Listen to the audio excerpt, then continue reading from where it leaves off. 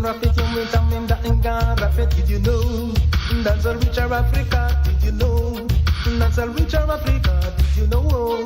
Said the whole world love it. Did you know? Said the whole world love it. Be proud of your culture. Be proud of that what you got. Be proud. Jambo, vipi, karibuni katika kipindi cha Doc. Iman Blak, kipindi chaitwa METAMORPHOSIS.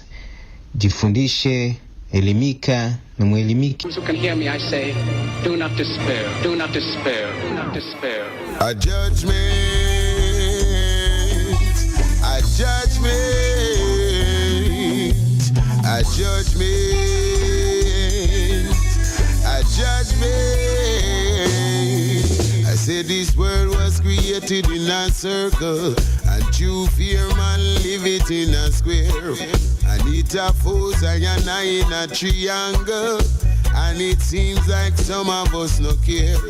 But me say hell I go pop down, yeah.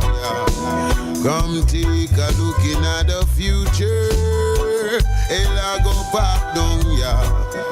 If mankind not change them good behavior, them a go build more prison, cause them mobs them a go loot. Them a fi build more shot because them soldiers a go shoot. Them nah build no machine, nah no water boat, cause no man no want fi plant, but them want fi reap the fruits. Hell a go pop down, yeah. Come take a look in at the future. Hell a go pop down, yeah. If mankind no change them good behavior, hell I go pop down, yeah. Come take a look in at the future. Hell I go pop down, yeah. If mankind no change them good behavior, no one knows the minute nor the hour, but vividly they go along misusing their powers. Never satisfied, always wanting more, and the plight of the people they ignore. While them a run down, push me see the rat gun with the loot, and the big dog round the back, I go take away your boat. Cynical government a generate violence. Can't you see they got no conscience? Hell I go pop down, yeah. Come take a look in at the future. Hell I go pop down, yeah. If mankind no change them good behavior, hell I go pop down, yeah. Don't carry Lion of Judah. Yeah. Oh Lord, Jah come now, Rastafari. Send your kingdom come now, yeah Lord. Jah come now. The conquering Lion is here to break every chain and give I the victory again and again and again. Schemes and conspiracies, false rulers without morality. You're counseling with prejudices and constantly making us your victim.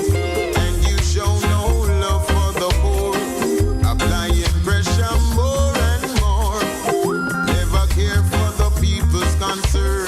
So in a flames and fire you will burn, as you're coming with a new day. Terrible to man and pagan, none can escape when your fire starts to kindle and the earth starts shake. Oh gosh, the conquering Lion is here to break every chain and give I the victory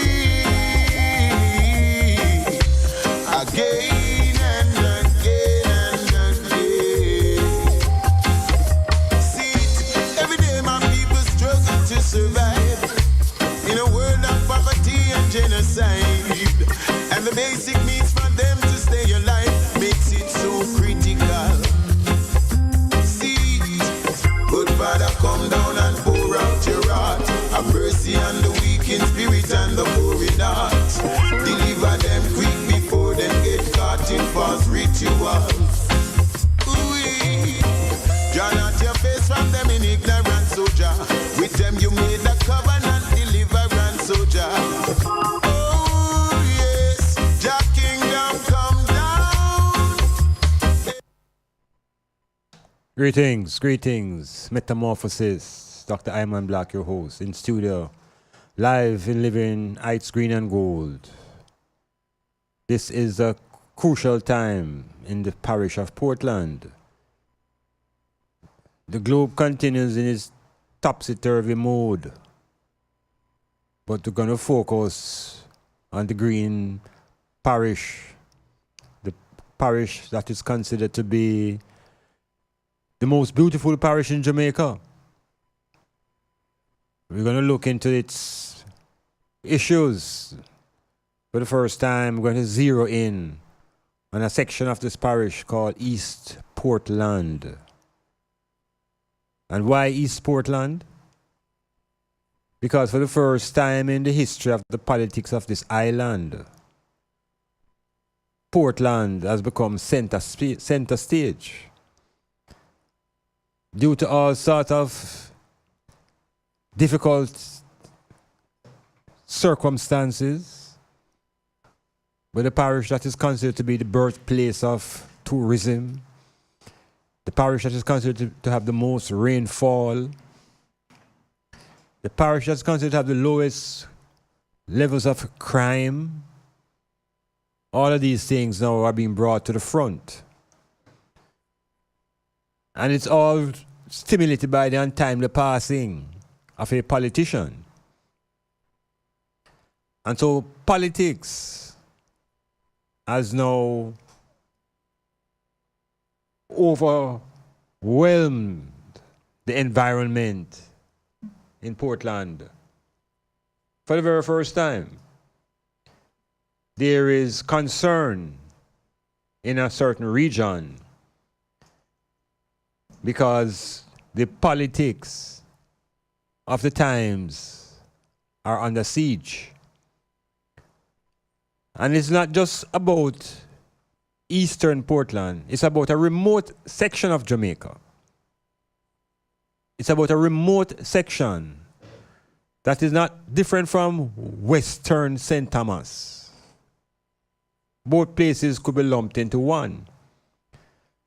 And why has this region of the island been experiencing neglect for almost half a century or more, consciously? Particularly from the time of independence till now. There has been a serious lack of everything in that particular region. I know for the first time now, due to unforeseen circumstances, this region has been pushed to the epicenter of the political struggle on this island. And I would like to use this metamorphosis and the next program to investigate and to explore the whole issue that falls under one word. That word is politics. And politics has a history. Politics has a science. Politics has a psychology. Politics is everywhere. So we need some clarification for the sake of our own survival. What is politics, particularly on this island plantation, Jamaica? Why my people suffer so bad? Oh, is it that should really be sad? Is it a misplaced melancholy? Well, it's politics time again. Are you gonna vote now? My people may talk. It's politics time again. Are you gonna vote now? My God. Rise up, fallen sufferers. Rise and take your stance again. He who fights and run away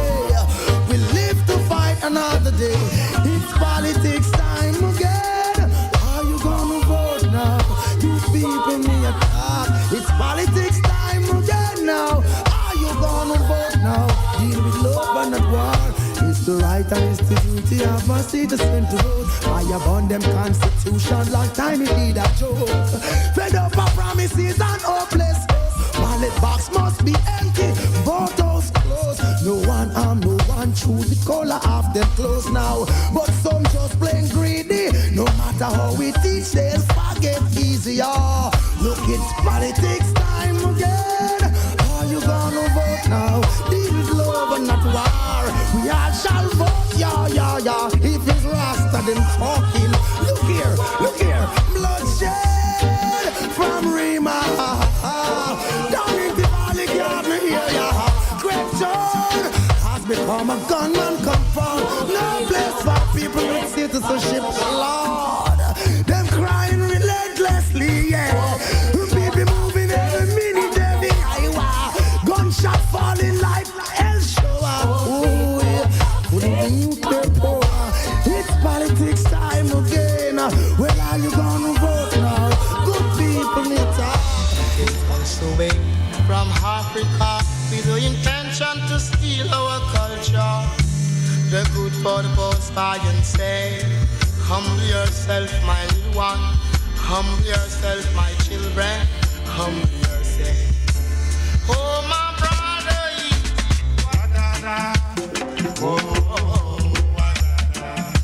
while you're on island, me love in Africa, love my nation, my interpretation, love universal.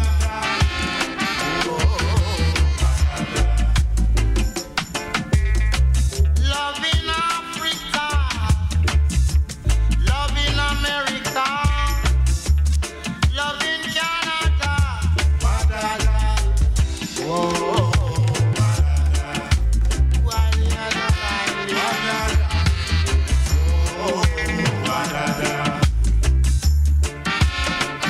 Every knee shall bend, every tongue shall take. Down in this valley, down in this valley, down in this valley of the West.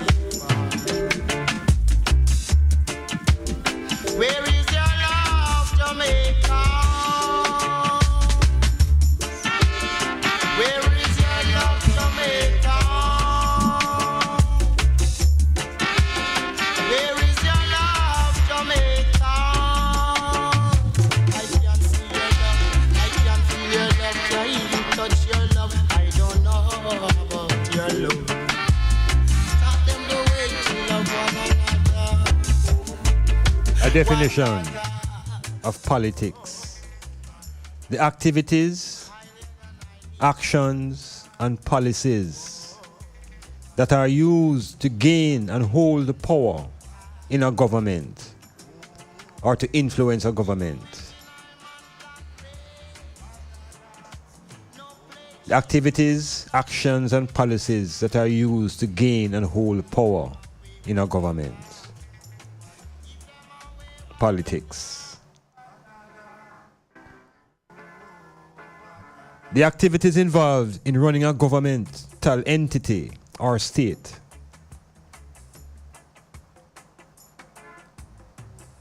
The definition of politics is very broad. And the origin of the word politics comes from the Greek, which means the affairs of the city. The politics.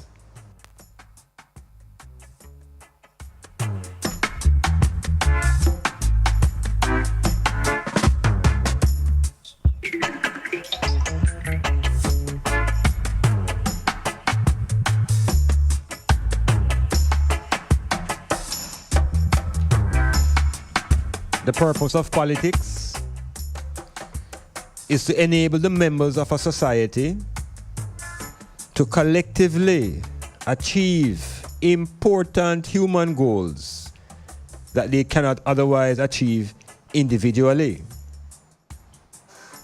The purpose of politics is to enable the members of a society to collectively achieve important goals they cannot otherwise achieve individually. Through negotiation, reasoning, debate, legislation, and other political structures, politics procures safety, order, and general welfare within the state. The purpose of politics.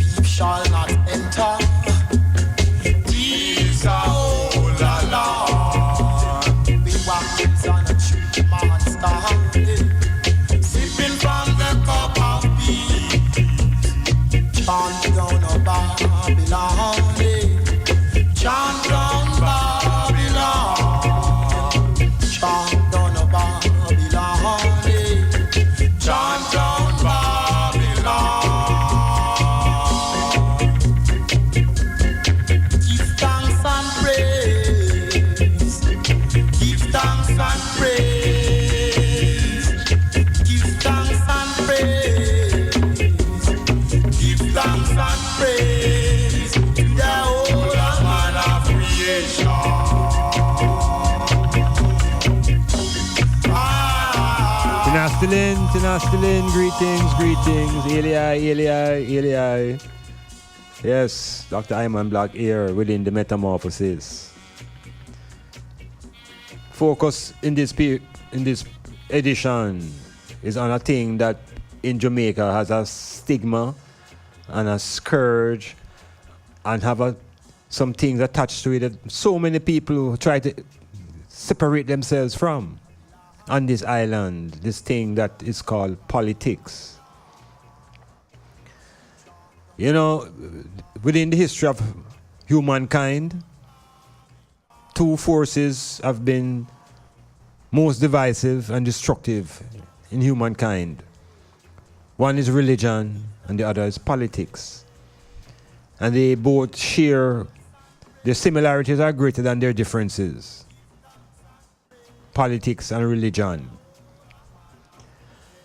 But for the time being, we're going to focus on what is politics. And why are so many persons afraid to even use the word politics? And why so many persons are even more fearful to discuss what politics is all about. Now, to begin, we have to look at ourselves as an African, as a black people, as a people coming out of still in a colonial situation, and for our people still in a condition of enslavement. We can look at this thing called politics from the lens of a colonizer, nor can we view politics from the lens of an invader. So perspective then is essential in everything we do. And so this view now is coming from an African, black, Rastafari perspective, what this thing called politics is. And there is a global perspective, there is a regional politics, and there is local politics. But then there is politics within communication and within persons. Because one of the important things that politics tries to achieve in its definition is about decision making. In other words, another definition for politics is the way that people living in groups make decisions. That is also a definition of politics. In everyday life, people must make decisions. So if we begin to look at our everyday life and look at decision making amongst people, we can bring it down to a couple. We can start with a couple, a pair, a male and a female. And I can show you that politics exists within that couple. Because within those two persons, they have to communicate, they have to negotiate, they have to reason, and they have to make some decisions. Those processes are what we're calling politics. And what determines whether the decision goes one way or the other? A lot of things are help to inform the final decision. Sometimes it's just influence, sometimes it's power, sometimes it's the strength of intellect. A lot of different things define and determine what makes the final decision. But the point I want to make, especially to our Jamaican people here on the island, is that we have to begin to demystify this word called politics. Yeah, we have to demystify it and see it as something that is everyday. And there are different aspects and elements of this thing called politics. The Jamaican experience has been riveted in what is called tribal politics. And so a lot of Jamaican people alienate themselves now from the whole sphere and field of politics because of the tribalism that's attached to it here in Jamaica. But then if you realize how politics is everywhere and in everything we do, the more we become isolated from the knowledge of politics is the more we lose control over our own lives and over our own decision making. So we're going to look at the history of this thing called politics. We're going to look at the political science, because politics has been brought to the level of it being a science. The same way agriculture is a science, and you have agricultural science. Politics is a science. So you have the political scientists. And the political scientist is also walking hand in hand with the political philosopher and the political theorists. And so these are the men now who go around creating theories about political structures and organizations and governments and forms of government. So forms of government are also a part of politics, because government is all about governing and making decisions. In other words, now, the Jamaican population need to see politics wider than just two tribes fighting. It's far more involved and deeper and at a level of social development, where politics is not just a tribal struggle. It's something that is engaged in once there are groups of people. So in every organization, there is a politics, because decisions have to be made. Votes are taken. The majority normally goes through with the decision making. These are political activities. But for African people now, coming out of the plantation, we have to realize that on this Jamaican island, engagement with politics wasn't something that black African people had access to. Slaves don't participate in politics. Slaves are workers, slaves are units of labor, slaves produce work. So the experience of the black people on the plantation here wasn't about politics.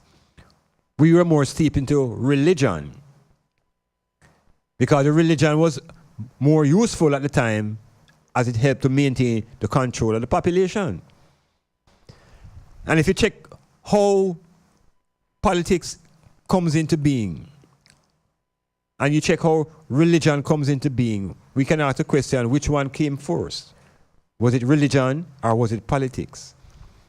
What evolved of man's experience? Is politics or is religion? So we have to look into now history of cultures, the history of societies. And then there are writers and readers and students who spend time now studying the history of politics, the history of power, the history of governance. And as black people now, we need to begin to take a different perspective of how we look at power. Because we keep viewing power from the perspective of the submissive, trying to get equal. Because we kind of lack power even within our own selves first. So perhaps there needs to be an internal politics, where each individual learns to govern themselves. Metamorphosis.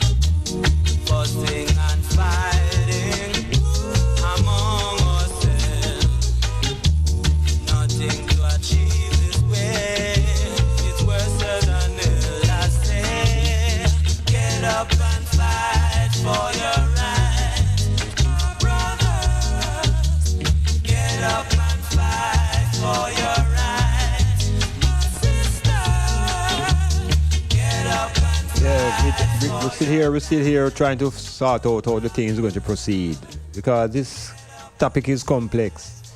You know, I was talking to a virgin in the streets earlier tonight.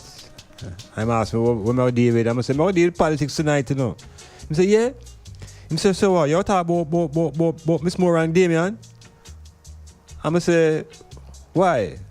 He said, yeah, man, them if I talk about, so I'm going to say, listen, Miss Moore and Damien and Miss Vaz is not really the most crucial part of Jamaica's system and decision-making thing right now. The people them have some more critical things they better understand, you know, before them reach to the either situation. Much more needs to be covered in understanding of the people before them get to this me or orange or green choice. Because how do we get to this stage? And how do these choices benefit the population if they ever do? So it's always important to reflect, you know, on the history of the politics in Jamaica. And look at the history of politics globally. When we talk about the global history now, we have to go into places like Greece. Because, you know, in the Western world, which we have found ourselves, most things the Western, European, American claim originate in Greece. So when we want to talk about government and politics, the starting place is Greece, to get a grip of what this thing is about. But you see, what they don't tell us, you know, that the Greeks had to go somewhere before. And where they went before was more advanced and more highly developed and more cultured than even Greece itself. Yet we draw from Greece as a model. And in Greece we find guys like Aristotle And Aristotle lays down political theories and begin to outline how states should be governed. Yeah, it's these guys now outline it, give us a framework that the Europeans and the Americans use as them template for forms of government, which eventually leads to this type of politics. So when we look at the Greek society, because the word politics is a Greek word. It's a Greek word. And it's all about how to control and to govern. And one of the things that Aristotle uttered in his reasoning is that the state really must be governed by those who have divine rule, those who are connected to some form of divine source. So they consider the kings to be connected to the divinities. But the important thing that as black people we need to know is that within those Greek societies, they had spaces for slaves. And slaves were an important part of Greek society. I recognize ourselves now, how does that fit in a society? How does the politics work in a society that supports the holding of slaves? So that society and that form of government, the Greeks call it democracy. So it's a condition, it's a society, the type of government wherein it have layers of people, it have classes, and the outline is that there's a very rich class, there's a working class, and there are slaves. So there is a construct of a society. And within the society now, they show you how the politics operates and who controls the power, who makes the decisions. So we look from the Greece model now, I would try to jump to where the Greeks had to go to learn. They went into Africa. And the Greeks got all of their knowledge out of Ethiopia and out of Egypt. So obviously there were politics in those high cultural and high civilizations. What was the nature of the politics in places like ancient Egypt and ancient Ethiopia? What was the politics? What was the nature of the governance? How was the society organized? So we have models that we can look at. And we can make the comparisons with what we have today and to see where we're going. Now, where we are now in this dispensation, in the Jamaica Island, as descendants of a colonized society, we have to realize how this thing started here. Because the indigenous people had their own politics, they had their own government, and they had their own religions. The Tainos. They had their own religions, and they had their own form of governance. And then the European and the Spanish came. And they came with their religion. And they also came with their organization of domination, of their governance, of their government. So what we're seeing here from the 1500s coming onward is colonial society, slave colony. And the dominance is not about equality of men and women. It's about who has the power. So the most important element then that we can define within a society to define how the society operates is who controls the power. What do I mean by power? The first level of power for control usually is military. So the guns and the bombs and the weapons of war lead the way for the colonizing forces. And that gives them power over the colonized. So the first sense of capture is to capture the will of the colonized.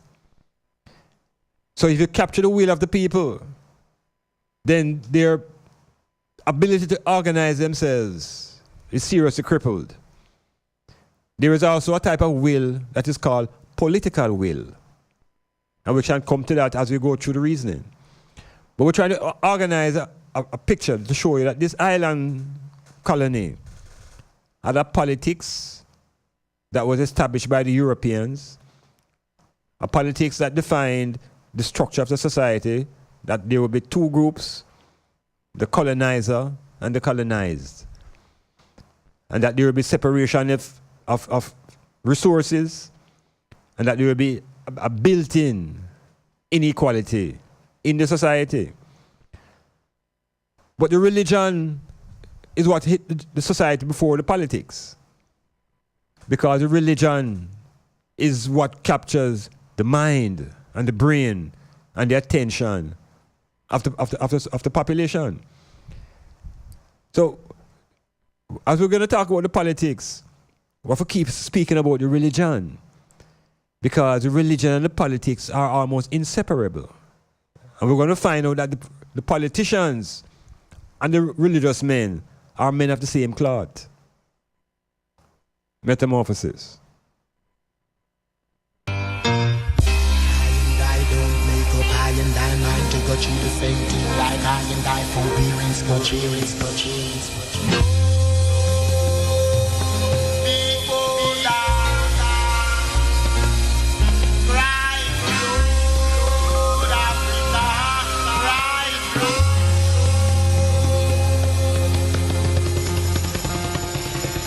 Cry blood Africa, cry blood.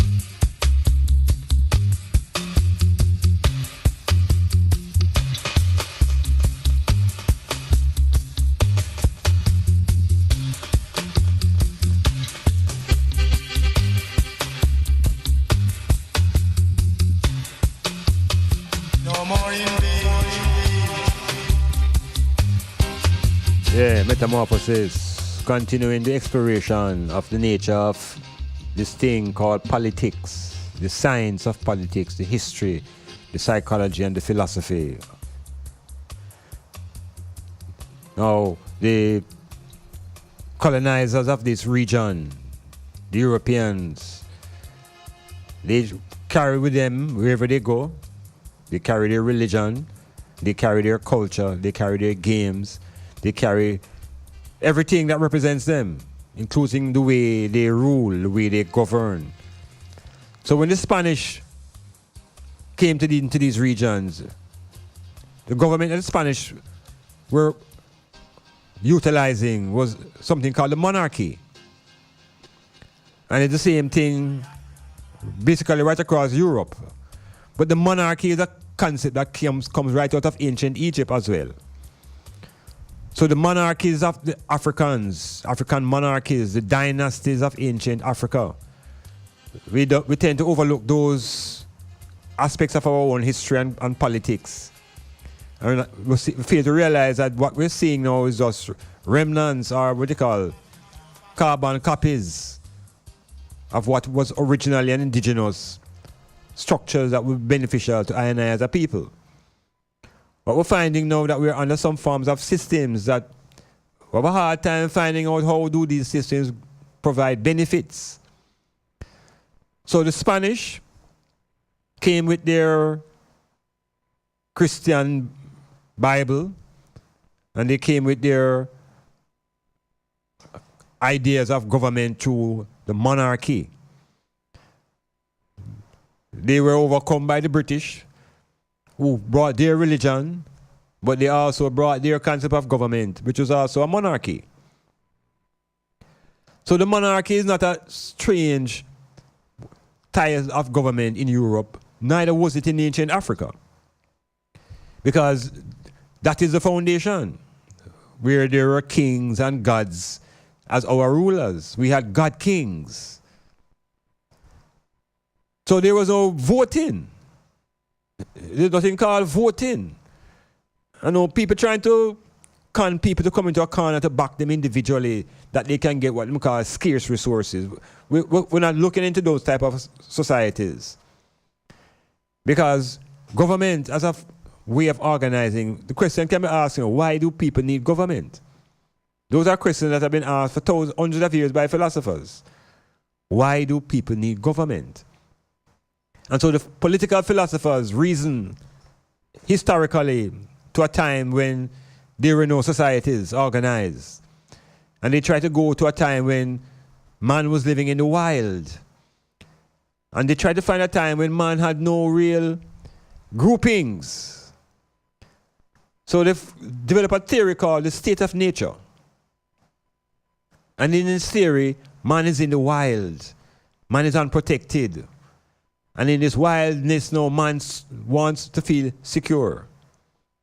So they create this concept of security that man cannot achieve as an individual, and therefore he needs it as a collective. So because of the need of a collective now, we begin to see groups coming together. And wherever there are groups now, there needs to be some order, there needs to be some form of governance, and so the concept of politics is introduced wherever there is a group. The thing about the state of nature now is a whole different state of nature for the European than it is for an African. The original state of nature for the European is about living in the ice, it's about living in harsh conditions, it's about struggling with nature. The original state of nature for the African is about abundance, it's about plentifulness. So there are two different psychologies, two different philosophies, and ultimately two different politics.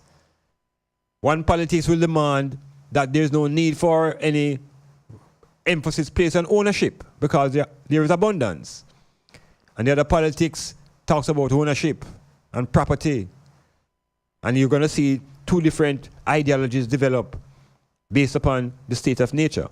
But it looks like black people don't have the time to do this type of philosophizing. So we take it as given to us by the Europeans. So we accept their original state of nature and we accept their outcomes for government and for psychology and for politics. There is nothing wrong with understanding what they're saying, but digesting it full is not a healthy thing. I think we can pause and reflect on some of these things that we have been just running on automatically. Politics, government. People are literally afraid of those words in Jamaica because those who understand the words frighten the people, attach all sort of boogie talk around politics and not recognizing that it's education the people need for decision making to be upgraded. If the population is upgraded education-wise, then their decisions become upgraded and ultimately the society will improve. So the Jamaica Plantation Society now that has black people in servitude for hundreds of years and finally decide to release the chattel because of the change in technology. Machetes were no longer needed because there were no industrialized ways of cutting sugar cane.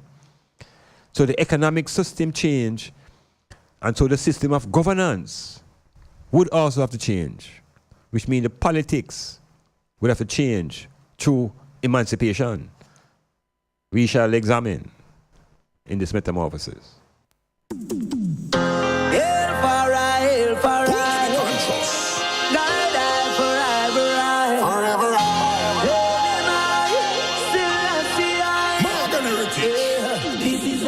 Revolution. Then take away with privacy. This social media is more than a means to distract and confuse. You could have come from there, could have come from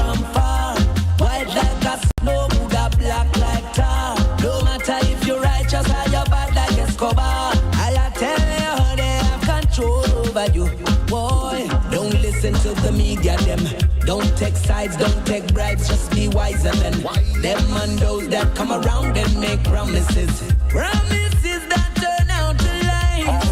This is a conscious revolution. Conscious revolution. They take away with privacy. They take it away. This social media is more than, I'm telling you, more than a means to distract and confuse. This is a conscious revolution. revolution. They take away with privacy.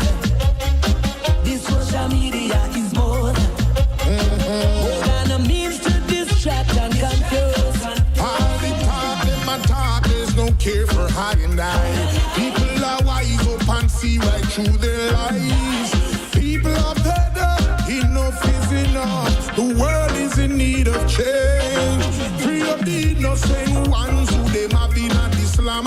Calling all the troops who defend human rights and honor. Tired of poverty, where's our sovereignty? We want it, yeah. This is a conscious revolution. Revolution. They take away with privacy. All of it, yeah. This social media is more It's more, yeah. than a means to distract and confuse.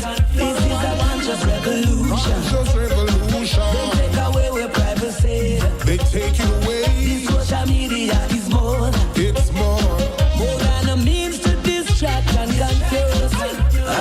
Revolution that is coming. Did you know that? So be conscious. The revolution that is coming. Did you know that? So be conscious. Even when you giving back, it never change. We see just how they tell their lies and people take the bait. When even our perception allows us to stray. Jah forgive us all who've lost our way. Now we should pick up, as I would say. All my people live up in church way. Despise the vibes, they take your life, be wise, unite, and keep it tight. Despise the vibes, they take your life, be wise, unite, and keep it tight. Yeah, it's a conscious revolution. Revolution is taking place in the brain of the people. So in 1838, when the economic system underwent its transformation, technologically, the black African was no longer needed as a machete-wielding slave unit. Mechanization had taken over. And so there is no need to have all of these hundreds of thousands of black people chained up anymore. Time to cut them loose. But how do you govern them? What will be the method of governance over these now emancipated, because they were never liberated, thousands of black people?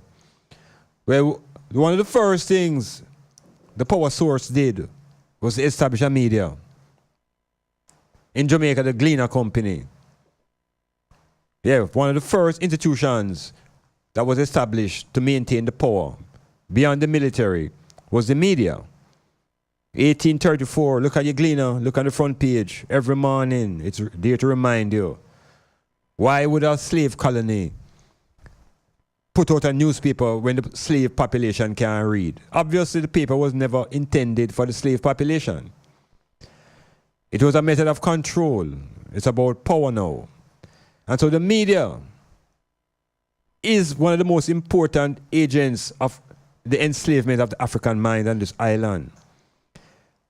And so the media is a close ally to the politics of the country, meaning how the country is governed, because the media is owned by men. And it is the men who have the money and the wealth of this country that are actually defining the ways the country are governed, and who become the political parties and who become the winners and the losers. It's men who own the media. So in the United States, for example, it is the man who owned the Washington Post and the New York Times, and those highly influential papers that can actually determine whether a president stays in office or not. They can hound them out. So in Jamaica now, we have our little media, not as big as the New York Times and so forth, but it is the only paper in the island that controls the people's mind.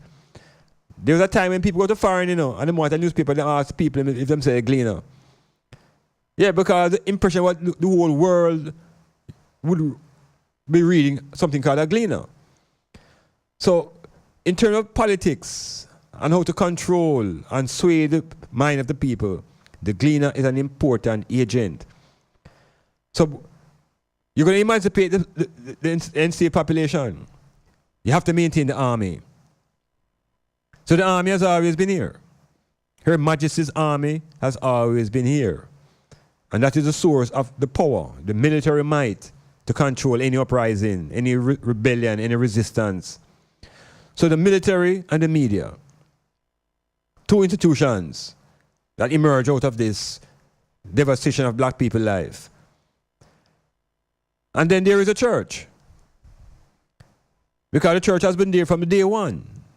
The church actually led the whole thing. The church was backed they were blessed by the bishops of Rome, etc., etc. But the critical argument and arm that we want to look at now is the state machinery. The state machinery. And this machinery now is run by the men that we call the politicians. What has their role been in Jamaica? And why is it now the people in Portland have become so preoccupied with these men? What is so significant at this time in East Portland? Metamorphosis. Do you have or are you seeking a place to rent, seeking employment or have a job vacancy? Are you selling a car or having a garage sale? Then come see us. Let Styles do the advertising for you and you'll be on your way in no time. Contact us at 876-286-9216 or 439-5160. Advertising Style. Advertise with Styles. Architects, draftsmen, and surveyors, get your drawings printed in high-quality professional standards. We can satisfy your printing needs. Whether it is for presentation to your clients or for submitting building and subdivision application, make it V-Day Printing Services. Whether drawing by hand or with computer-aided softwares, we will plot your negatives and print the copies as you need. We do high-quality white paper printing that is water-resistant and never fades, unlike traditional blueprint. For more information, call V-Day Printing at 893-2266. Take us to work. Take us on the go. Take us wherever you go. Styles FM. Take Styles FM with you on the go. The number for USA, 213-992-4360. That's 213-992-4360. And for the United Kingdom, 033-0010-3322. That's 033-0010-3322. Styles FM. This feeling is taking over me. I'm so excited. Feel the euphoria. Tuesdays from 5 to 9 p.m. with the Master Mixer Musical Maestro Digital Team. Giving a total satisfaction with melodies and memories by the score. With the widest selection of genres and hits. So you don't know that program you turn up, you know. So you know Patek's a full dance, the one you slap with. Digital and we are party. Yeah, we flawless. Euphoria the program. Every Tuesday. 5 to 9. Every Tuesday. With the Musical Maestro Digital Team. Guess what? Styles FM has a new business number for you to call, text, and now WhatsApp. 518-2399. To advertise your business and events, call, text, or WhatsApp us on 518-2399. 518-2399. Don't forget, 518-2399. Clifford Guest House, sponsor of Metamorphosis on Monday nights from 9 p.m. to 12 midnight with Dr. Iman Blak. Located at 15 Queen Street, Port Antonio, that's Titchfield Hill. They offer accommodations for up to 1 month. Call them at 285-0610 for more information.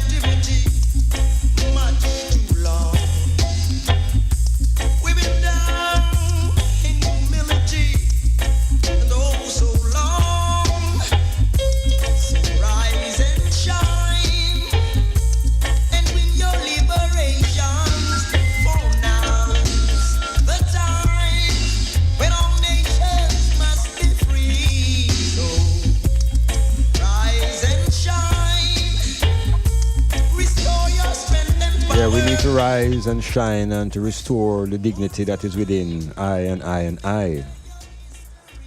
Now, what happened and where did our dignity go?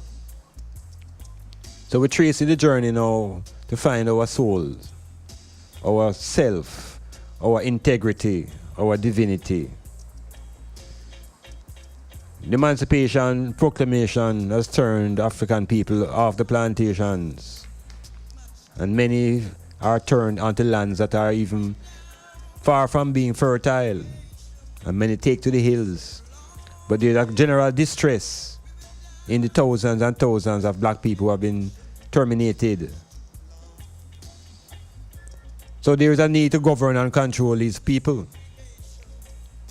So the English set up a system of control that would define who controls the military and who controls the resources of the country.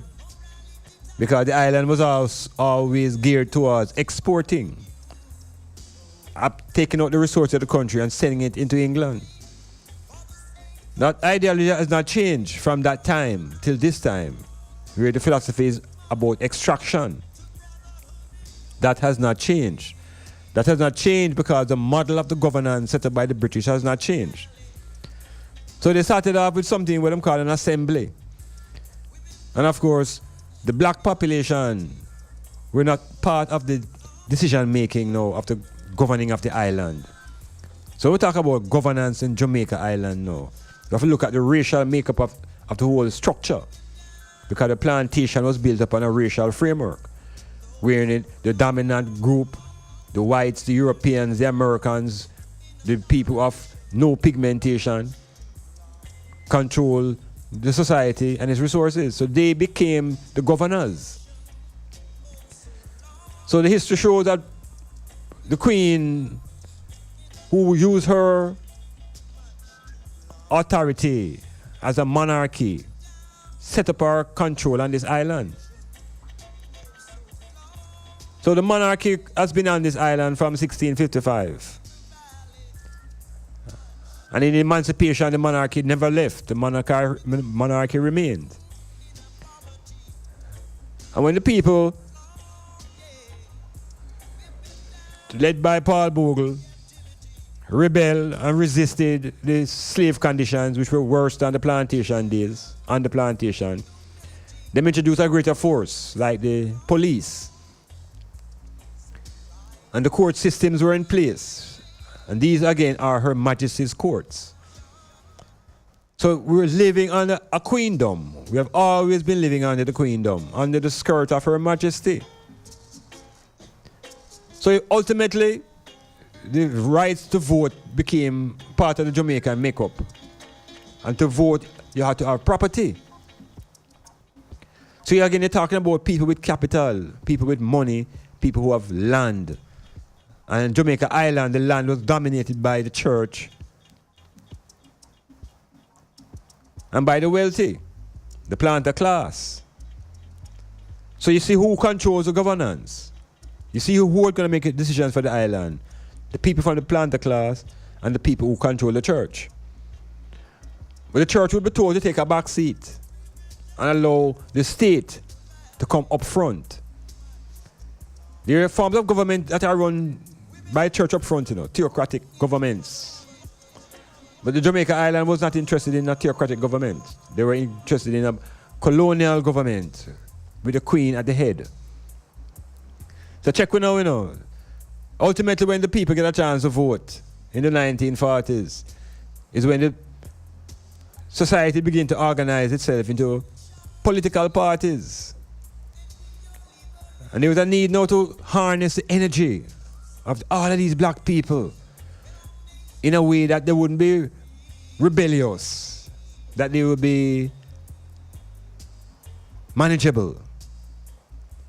And so the families who were wealthy sat down and they came up with a plan. And out of the whole planning, they decided to form two strands of the family with one intention: to maintain control of the colony. So them wiggle them way and wiggle them way until them reach 1962. when the British said them can't deal with it no more, they're not going to pay any more bills at Jamaica. Jamaica, they're on them own. And so these men came together and them signed up documents with the British monarchy, holding Jamaica under the monarchy and telling the people that they were now independent. This is one of the biggest deceptions pulled over the African population in Jamaica, where those who define themselves as a state declared to the population that the population was now independent, and they were very conscious that the Queen was not only the head of the government, but she had a representative right here on the island. So when I asked a man this evening who is the highest political officer, he said the Prime Minister. Yeah, and there are a lot of people out there who think that the Prime Minister is the highest political officer in Jamaica Island, and that is not so. The irony is that the highest officer is somebody who the people never voted for. So what sense does it make none to vote for other people? In other words, we're going to question the whole idea of voting for MPs when they are restricted and have no responsibility to the people because they are protected by the Governor General and the Queen's skirt. We have to face these realities now, that when we're going to look into East Portland, we see why East Portland has been the way it is and why Western St. Thomas is the way it is. That this old thing called the Parliament, that whole edifice constructed by the British on leave and inherited by the local people, that old thing made us have to be dissolved. East Portland going to show up Jamaica in a way that they have never seen themselves. Because from my perspective, the struggle is not between two individuals. The struggle is between these two groups who have been representing this island for over 50 years as the government, flipping and flopping, switching and swapping, and yet East Portland can be the way it is. There is a deeper issue that must be attacked. Metamorphosis.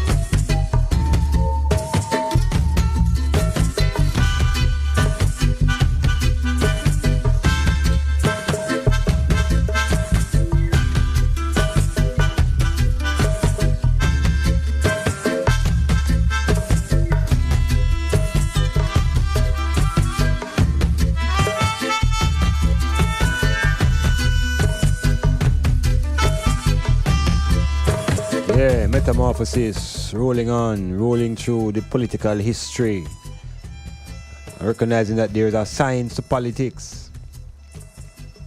And when you want to understand the science of this thing called politics, remember we're living in the Western world. We have to look at those Western philosophers, Western political philosophers who help to shape the way people think today. So one of the early Europeans who began to foster political thought in a certain kind of way and help to shape ways of thinking was a man called Karl Marx and his brethren V.I. Lenin. These men now rose up in the Soviet Union.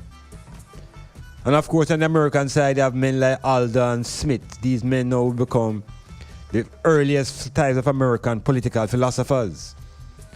So the Western world now divided, of course, earlier by this East and West schism. We produce two different types of political philosophies, two different types of political systems, different type of political leadership. One group would call themselves Marxist-Leninists, and the other group would call themselves democratic capitalists. And both political philosophers would organize in their own writings how society should operate under these policies and these philosophies. Black people must realize that when these philosophies are being constructed, we are never considered. Just like when Darwin and Freud developing their theories, it is not developed with the idea of black people as a central part of the subject.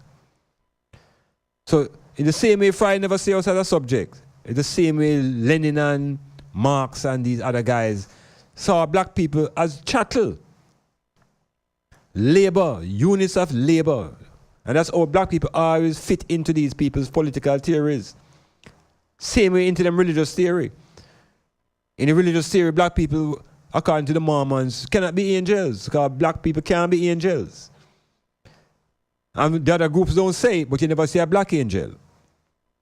So all of these things, these religions and these politics carry with it its own ideology, and it carry with it its own systems of racism. So the Western world now,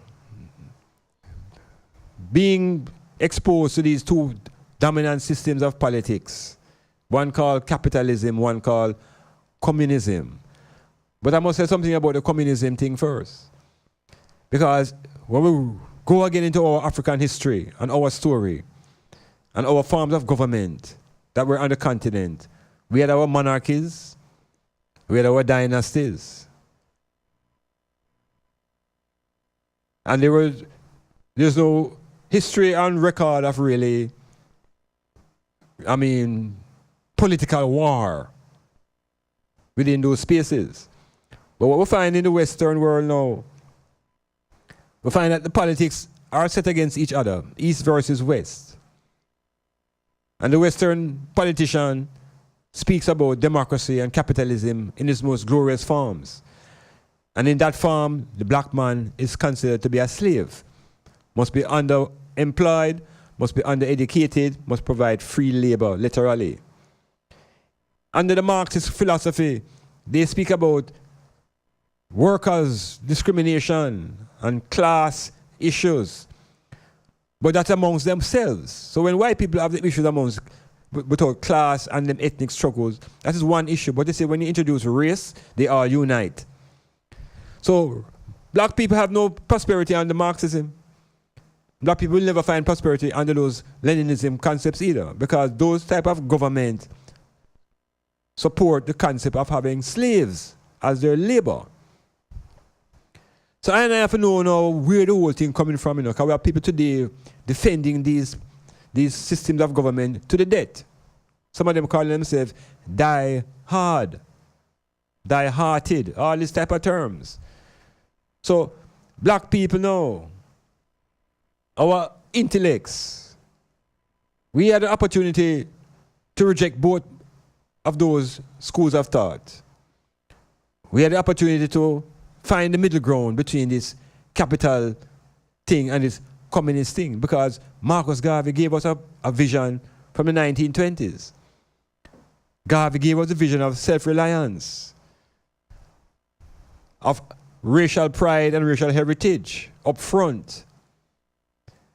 But we reject those to draw for Leninism. Our university graduates and our intellects at university, none of them draw for Garvey, all of them draw for Marx and Lenin. And those isms eventually crumble because they don't pay attention to the history and the life of black people. So when we begin to examine political structures and systems and which are beneficial to us, we have to ask the question, which one of them benefit black people the most? From where do black people get them greatest benefits? The communism thing now, again, in the African context, the village was responsible for raising a child. And decisions in a village were made through council. So there was always a way to resolve conflicts and issues at a level that we will call communalism. Communal living. But the Europeans kind of poisoned that word and transformed communal into communist. With all of the baggage attached to it now. So black people are actually afraid of the word communist and we don't use the word communal anymore. When the communal is a basic way of African survival, just like the extended family. But them use language and box us between capitalism and democracy versus communism and socialism. And there is more to life and governance than those two extremes. The people who are going to vote in Eastern Portland just need to know what is going to be done to benefit in a practical way them standard of living. Not just immediately, but on the long term.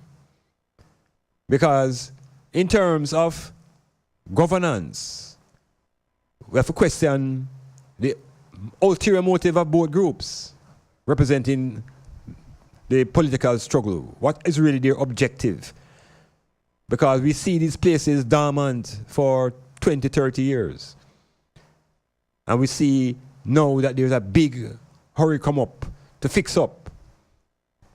What is the real motive? And what is it the people need to know? Because a couple months ago there was a by-election in St. Mary. Now there's another one in Portland.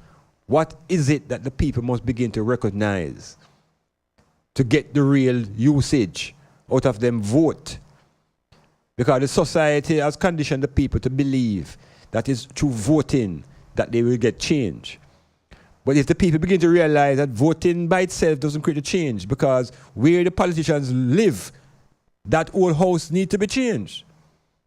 How do we get it to them that that whole structure that they're in needs to be changed?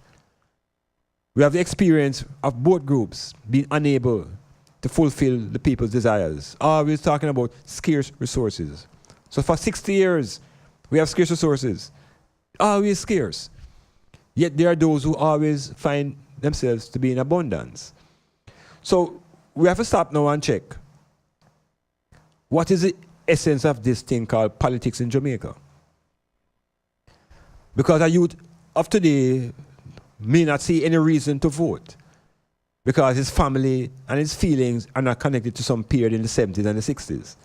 What is it that today's youth need to see to make them recognize that they should be part of this process of elections and campaigning? What are the basics that are absent in the people's lives that will make a difference if they vote? Metamorphosis. Up in the earth.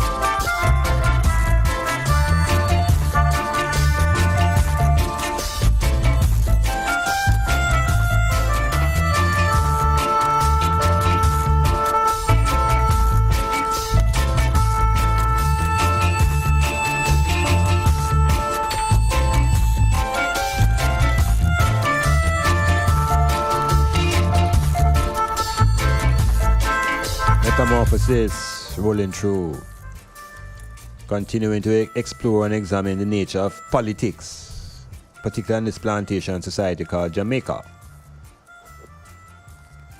And you know, the governance issue is important here because the island is abundant with resources, and the most important resource of any society, yeah, hear me?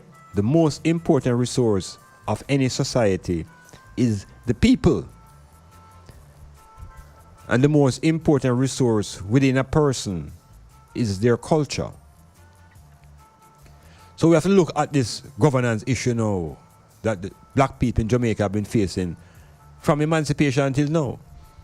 And realize how that we have a government established through the political machinery of with England that gives us a leader that is not elected by the people, but is acknowledged by the Queen. And that is the governor.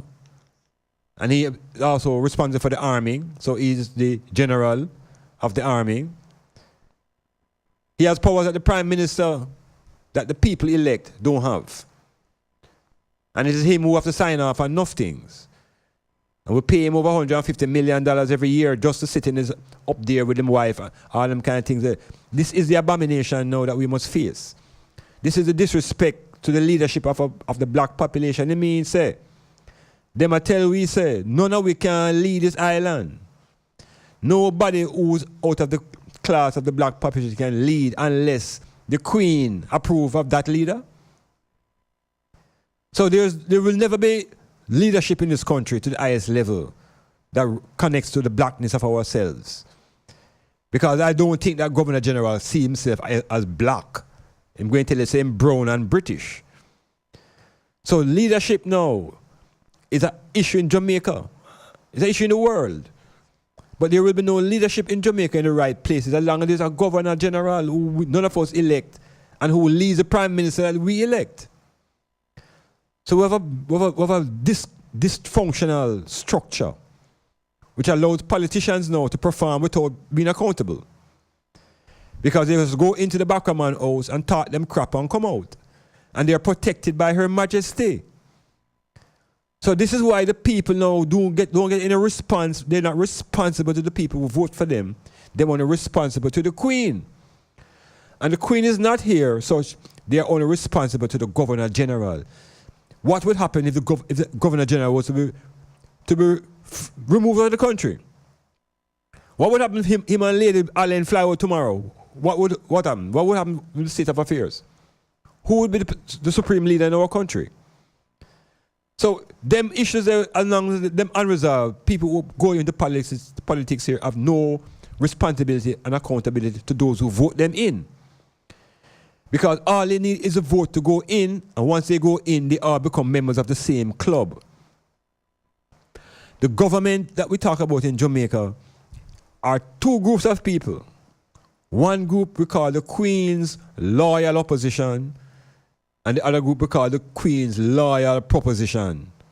Is the Queen those two groups represent? They don't represent I&I in the streets. They don't represent the people in East Portland. They work on behalf of their own families and their own interest groups. And they're protected by the skirt of Her Majesty. And as long as we have this Governor General on this island, it better we don't even bother vote anymore. Because we're not voting for who has the ultimate power. The ultimate power is hidden.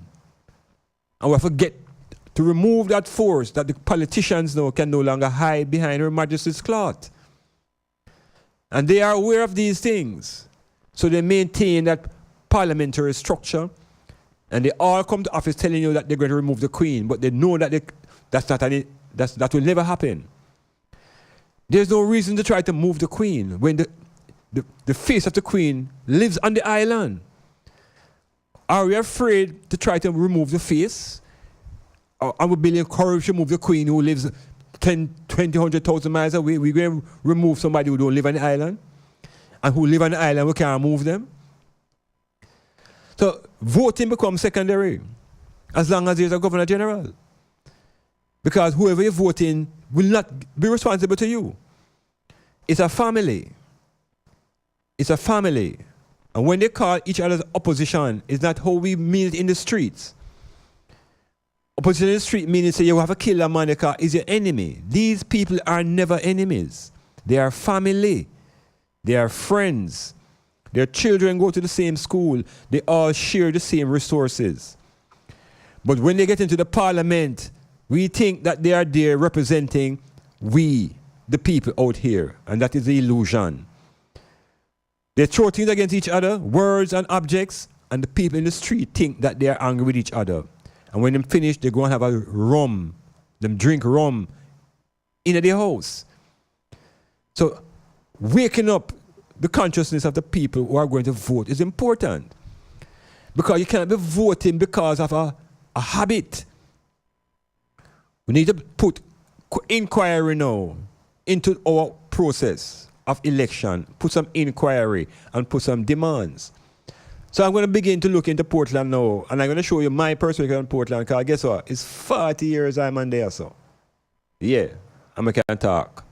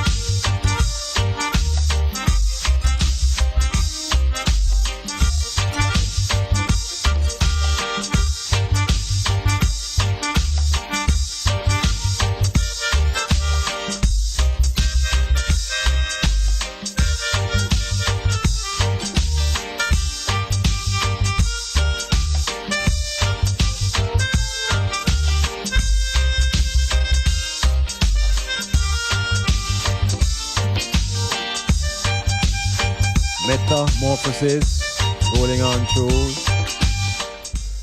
It is politics time in Portland.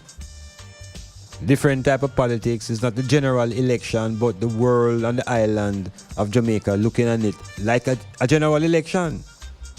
It is that critical to the overall status of both of the two tribes who are trying to control the minds of the population. Now, I entered this Portland scenario, I came into Portland in 1980. I experienced Hurricane Allen right here, so.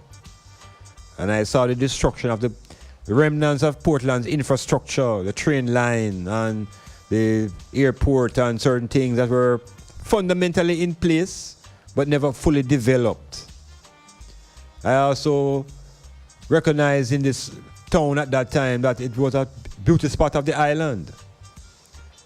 And I began to hear rumors of the history of tourism starting in Port Antonio.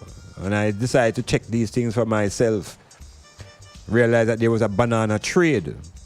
White people would come with the banana trade, and in that, them calling that the beginning of tourism. I wouldn't really call that tourism. I call that some white people coming to visit the place because of the banana. No infrastructure to facilitate them, nothing like that. But such is the case. So from 1980 to this time, Iman can speak of Portland. Yeah. Live, work, contribute, grow children, do all kind of things in this region. And not just Portland, in St. Thomas and in St. Mary, through sports, right across through Kingston and St. Andrew. Iman involved in a whole heap of things from them time there. So before 1980, I also had an awareness of politics in Jamaica, because I knew about the politics of Kingston and St. Andrew as a youth who went to a powerful school on North Street, the first sports college in Jamaica. And so there was an awareness of political parties from the 1960s within our consciousness. I was conscious that there were two political parties, one called PNP and one called JLP. And there were always these meetings all the while, these political meetings on the street side, and people would gather and all kind of things with a talk and blah, blah, boom, boom, and so forth and so on. But there was never any violence attached to these meetings at the time. So it was almost like a party. Yeah. These political meetings were like a party. But some things would change radically in the 60s. And the first serious change was the introduction of weapons as tools of destruction in political campaigns. Now, in terms of the governance of the country, there wasn't much difference between how people thought the country should be governed. Everybody was fairly happy under the Queen. People seem to be fairly happy under the Crown. Well, of course, all people happy except Rastafari, who emerged to show that the Crown is not something to worship and began to show you the other sides of reality. But let's go along with what was called the norm. So, the British style run the country right up to 1962. The British style, the Union Jack would be raised and everything would be very British. And the society was very, I would say, organized with more law and order in place. Something happened in the 60s when these weapons started coming in and they started entering the communities of Kingston and St. Andrew, what people would call ghettos at the time. And there was no violence attached to the elections, but not to the extent that people would become alarmed. The big turning point now within our whole voting struggle now would occur in the 1970s. Because in the 1970s now the whole world developed a philosophy now as the Russians pushed them ideology globally. The world was in a contest now between the Russian political system and the American political system. There was this big clash in the world between capitalist democracies and the Russian ways of governance and socialism. And so to me now, the turning point in Jamaican political history happened in 1976. Because in 1976 or thereabouts, the government at the time, which was the PNP government, officially declared that they would follow this political system of the Soviet Union, of the socialist republics, and would adopt the principle and the policies of democratic socialism. This would be the first time in the history of Jamaican politics that the country would have two separate ideologies in our politics. Previous to that, everybody was just one thing. Everybody was under the British. Now there was a schism, a political schism. And it would break the country in two, and the country would almost remain divided even up to this time. Because one ism spoke about the state being in control of all the resources. That was a communism, socialism model. The other ism claim that the individual must have the right to have the power over whatever they want, and they must have individual freedoms. So there's a political ideology clash between what is called socialism and capitalism, between what is called democracy and what is called communism. Now, the whole idea behind, one of the important ideas behind capitalism and democracy is that the people must be able to vote. And behind socialism and communism is that the vote is not necessary, because the state has the wisdom to decide what is best for the people. So Jamaica now get caught up into this divide, and the politicians now would use this divide to further divide the people for their own benefit. So between 1976 and 1979, there was total chaos in Jamaica, motivated by the politicians. The politicians who were fighting to remove the socialist government. These politicians were supported by the American government, in the same way Venezuela has their struggle now, with one group being supported by the American government and one group being supported by the Russian government. Our little Jamaica, we went through our turmoil. People were running away, people were escaping faster than all them live in Venezuela. And the politicians would oversee this great divide in our country. They would see families split between PNP and JLP, schools split, communities split, road split in two. Because Satan now had these two long hands. And one hand was orange and one hand was green. And so the island from the 70s began to experience violence in intense ways, motivated and inspired often by the same politicians. So you find that the country now, rather than being governed for the development of the black population, is being governed on behalf of the parties that these politicians belong to.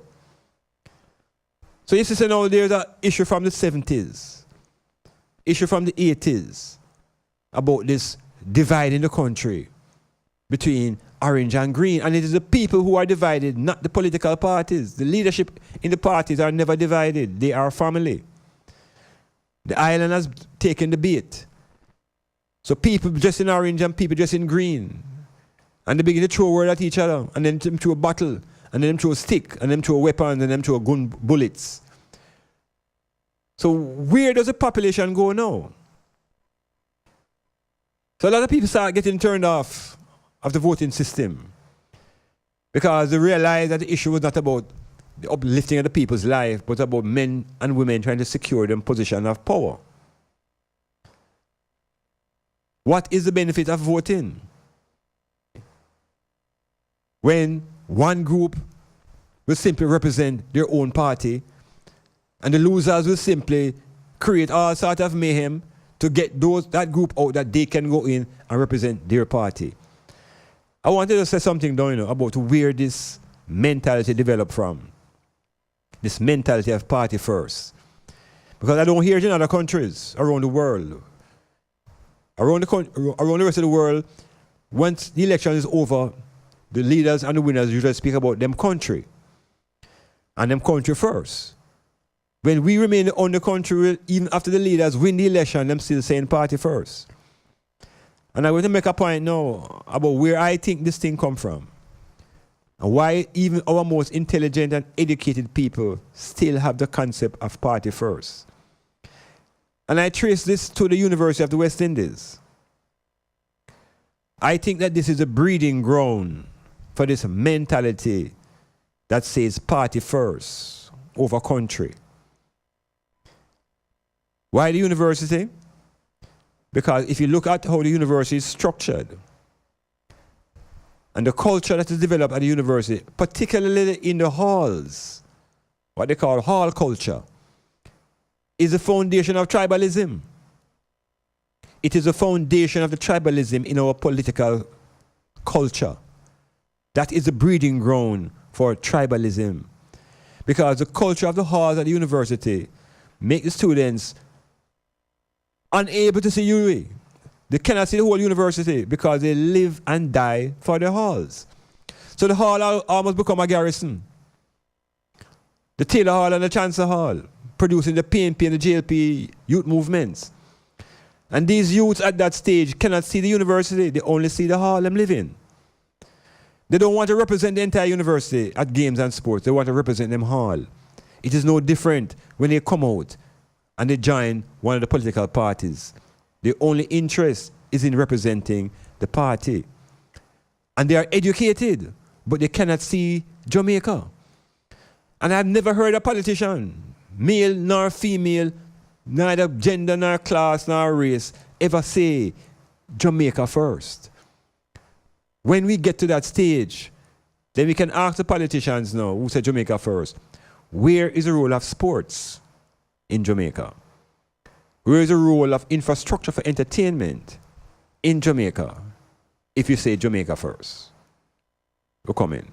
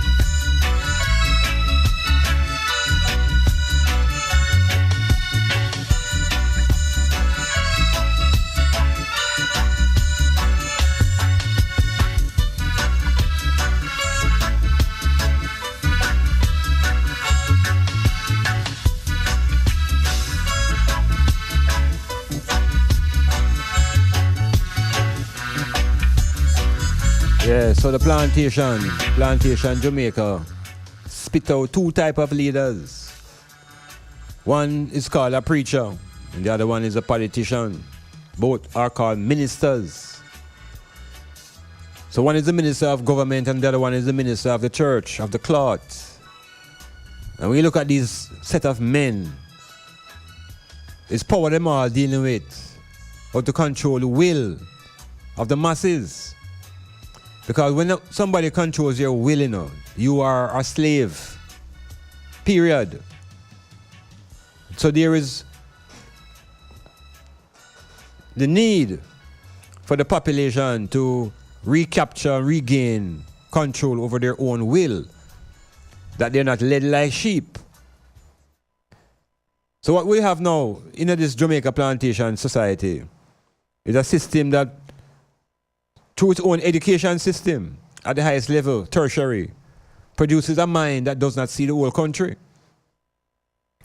So whether they are in business or in law or in politics or whatever they are, the university is graduating, as Bob said, thieves and murderers. Because these graduates at a certain level have no real interest in the island from Port Antonio to Negril. Their interest is in their own, feathering their own nests, maintaining their own status on the plantation. So until we begin to attack the hall culture at the University of the West Indies that breeds these thinking brains that can only see through one lens, then the type of politician that we're going to create will always remain the same. Because these people are coming out of the University of the West Indies. That's where they're getting their training. But it is a cultural side, not the academic side of the training that is problematic. It's a cultural side. Where the living on that campus is within the format of a garrison. And there's a garrison vibration in the politics, also in the politics. So these are inseparable from the education. So it reaches a certain point where until we shake the root of the system, we will not get the change. We can't spend our time attacking the politicians and thinking that that will be the change. Because they are benefiting from the system overall. The system includes them, the church, the media, the military, the governor general. They're all collectively the system.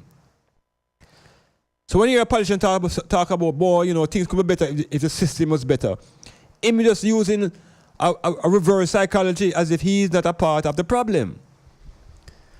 So the problems that politicians speak about when they're not in office are different than when they get into office. And there are people on the street who keep telling you that, you know, they are people persons, they are for the people, and they're always for the people. It's when those persons get into the office, they talk about the people must help themselves. And they begin to talk about we and them out there. So they begin to separate themselves from the same people. So the whole issue of how we look at politics in Jamaica is almost like a grab bag thing. Because the structure doesn't set up to put the resources back into the country. It is set up to extract. So a man walk the street as a walk foot, and then you hear him as a councillor. And I walk foot to some man gather around him and the man say walk up and down. And then he hears him as a councillor. And two the ear say him is the assistant to an MP. And then he hears him turn an MP. What is the training preparation for anybody in Jamaica to become a member of parliament? What is the criteria? You can't just join the police force, so. You can't just join the army, so. Or you can't just join the political force, so. Or you can't just become a politician, so. Where's the criteria? So when we require intelligence now to make decisions, who says that intelligent people are the ones who become more politicians? So we have to check the whole thing. We have to check the whole thing, or it's set up that people who get into the politics from the outside, how much they're going to change it when they go inside, they can do nothing but join the club. So that means that the problem is not the individuals who go into the parliament. The problem is the house itself. It's a house of backman. And in the backman house, decisions are made that have nothing to do with the benefit of the people outside. So how do we get those people now who claim that they represent I&I to really come forward and produce the goods? How do we get them to go beyond I promise you? Is the only power to recall? Is it that we can no longer give these people more than one term? Why is it up to today none of these governments have chosen to put a fixed date for elections? Why each of them want to hold it at their own chest? It's a power play game between two families, and the family is not concentrating on black people. These families have nothing to do with black people.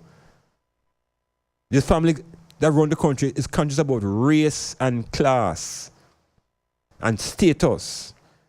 It has nothing to do with the black population who don't know how the bills are going to be paid and constantly have to be struggling to send children there, and to pay the medical bill, and to pay this, and to pay that. Our life has been all about bills.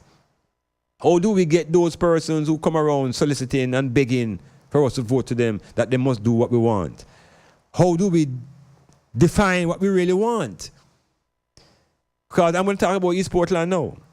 First of all, I want somebody to tell me where East Portland start, where East Portland stop, geographically. Where does East and West Portland separate? Because for the years I've been here, Port Antonio has been the capital. And the parish has been run, not by the MPs, but the parish used to be run by Titchfield Hill. So the history of Portland now is something that people need to know. The political history of Portland is not about a party politics, because the parish developed under a different vibration.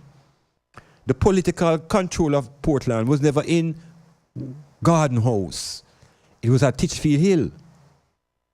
The parish capital was not just Port Antonio, it was Titchfield. It was a center of governance. And if you know the history of the parish, then you can begin to understand how the place operates. Port Antonio has no political power by itself. The political power rested on Titchfield. The school was a driving force, and the principal was the main agent of change and development in the parish. It was never an MP. It was never an MP. It was a school. The school will generate the academic brains, and from the school will come the ideas that would motivate the whole parish. From the school will come the biggest football team that the parish would know. And through the school, sports was a major component of the life of the people in Port Antonio. It wasn't tourism, the way people talking about it. Tourism, yes, when the ships come. But at the ground level, at the level of culture, it is sports and entertainment. And there has never been any of these political parties who ever paid any interest to the benefits that the people would get from these areas. There's a lot of high level talk about tourists this and tourists that. And tourists this and tourists that. But we never hear from the bottom up. So with a level of consciousness, the people can begin to put these demands on these people who are running for office. And they have to explain the financing of these projects. There's more to come. Metamorphosis. Planning a party, club night out, stage show, a gospel concert, or even a business sales event? Let Styles FM be a part of your promoting tool.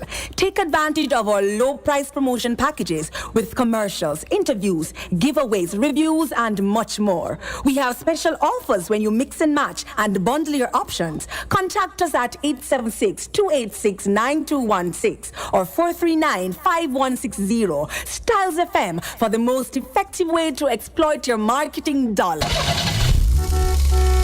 For complete auto repairs and services, come to Akon Auto Technology, located at 33 Bumble Crescent, Port Antonio, Jamaica.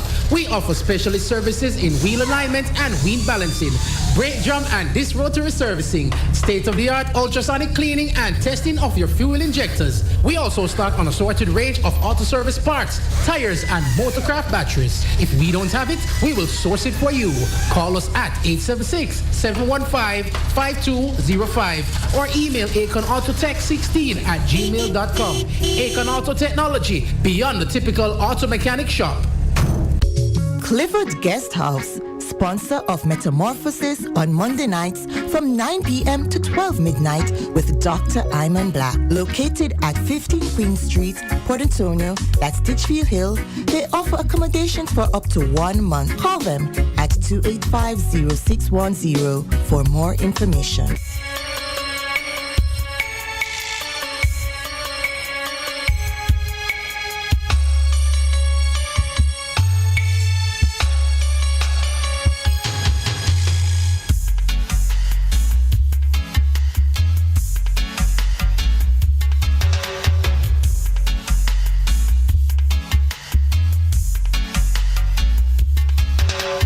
Who were the founders of science and of art?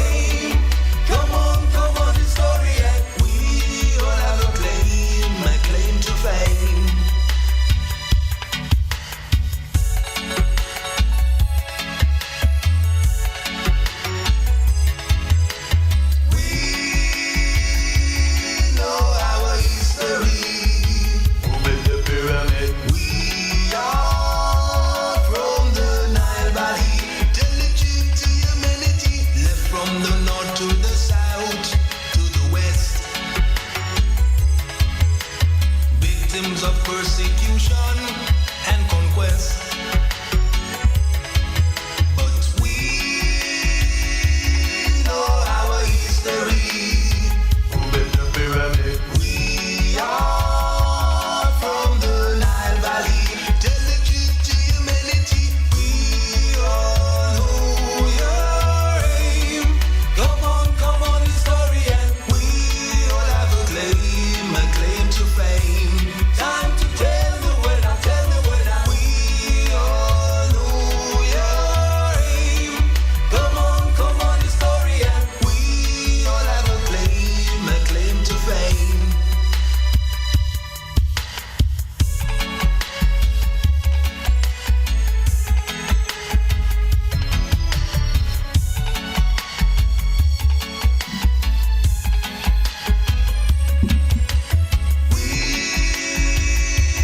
Know our history. Who built the pyramid? We are from the Nile Valley.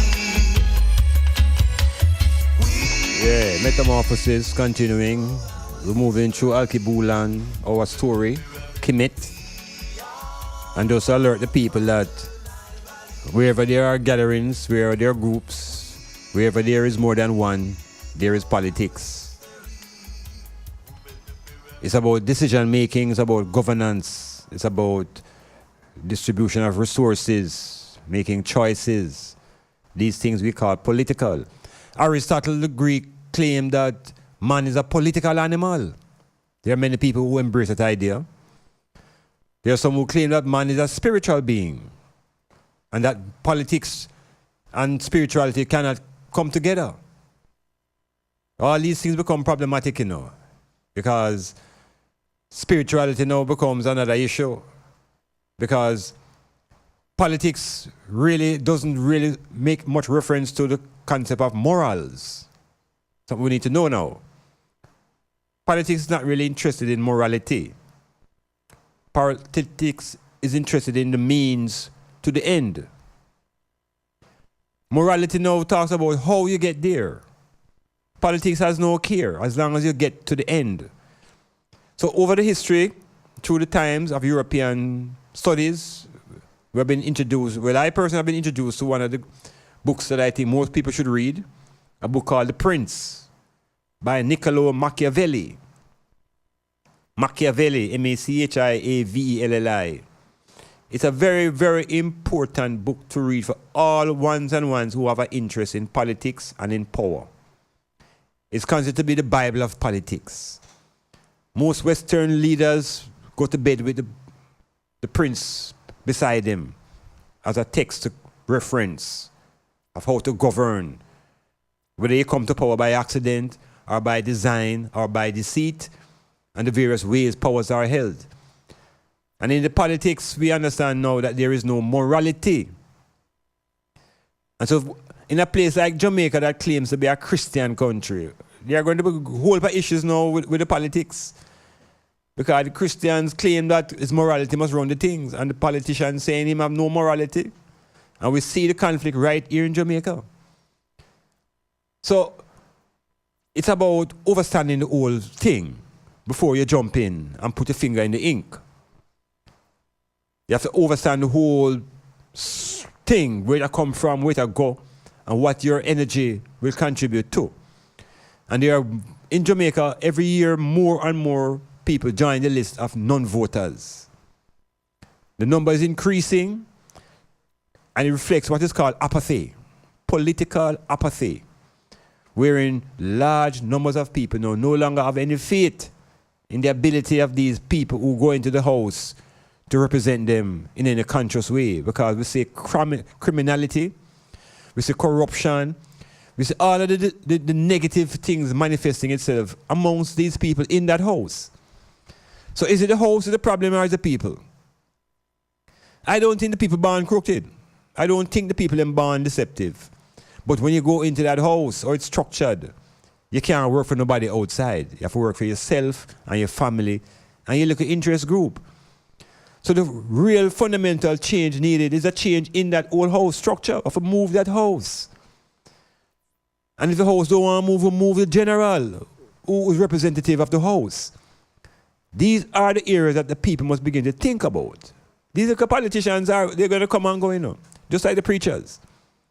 They must play a role that has been established by the Queen and her thing from the 1600s. They're just fulfilling those ambitions of those early colonizers. Nothing has changed. What the change is needed now is in the level of intellect in the population. That is difficult because as a person gets a little chance to grow in brain and leave the country. Because the political structure encourages our citizens to leave. It's such a negative thing that these people are doing. That they rather you leave the country and send remittance. Yeah, them rather you leave and send remittance more than use them brain to develop the resources that are in the country for the population to benefit. And in Portland now, the resources are here.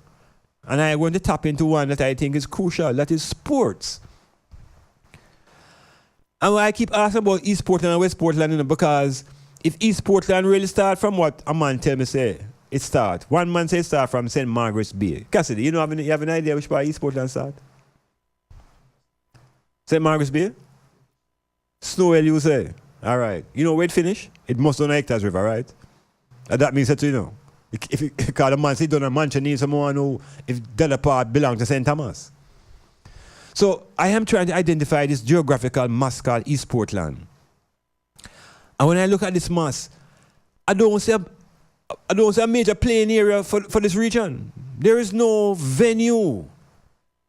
There is no venue for any major sporting event in this entire big thing called East Portland. Nothing at all. And it goes not just in East Portland, it goes over into Western St. Thomas too. So I am saying to myself, these people who call themselves leaders and coming to uplift, how is it that they're not living from the bottom? How can you uplift from the top? It means you're going to take off the top and nothing will be left for the bottom anyway. So, infrastructure now. Who is going to build that stadium? Who is going to create that employment for the youths in construction? They talk about tourism. Come here to do what? They must come and participate in the entertainment and in the sporting life of the parish. But there's nothing here. Nothing here. What was here was being motivated not by politicians but by Titchfield School. Titchfield School had access to Carter Park, and Carter Park was a center of economic activity in what they call East Portland. I never knew that Carter Park was East Portland. So what happened to the people in Ferry Hill and the people out in Kensington and Hectares River? That not East Portland too. So where do those youths put them energies, creativity?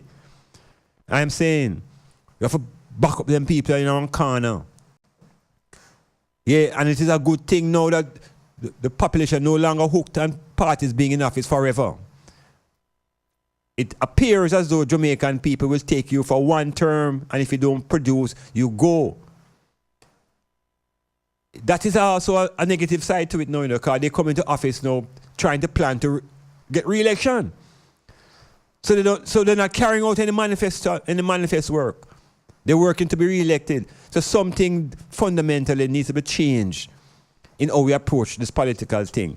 And here may I say no, we need to move away from central government. If St. Thomas and Portland had their own administration, along with St. Mary and St. Anne's as a region, the roads round so would have fixed long time. Yeah, if St. Thomas and Portland, St. Mary and St. Anne's would operate as a region, the issues will be resolved easier because there will no need to go to Kingston and to be pleading in the parliament to pay attention to what's going on around here. So is some revolutionary changes needed that are structural. I don't think the people evil by nature. But if you go into a system or a house that is built for thieves, you're going to go in there and thief too. Is a house is a problem. Jamaica no longer need a king house. There is no king in our society. The king should be the man who run in the house. And the queens are the women in the house. Jamaica don't need a king's house. Ask the parliamentarian, why do we need a king house? What is the value of the king's house in an independent state? Are they lying to us? What is the mission of these politicians beyond fattening them own? How do they plan to make standard of living, housing, land as a priority to the population? When are these politicians going to make the land of the church available to the people? These are the things we want to see happen before we dip our finger in any ink. They must tell us how. Metamorphosis.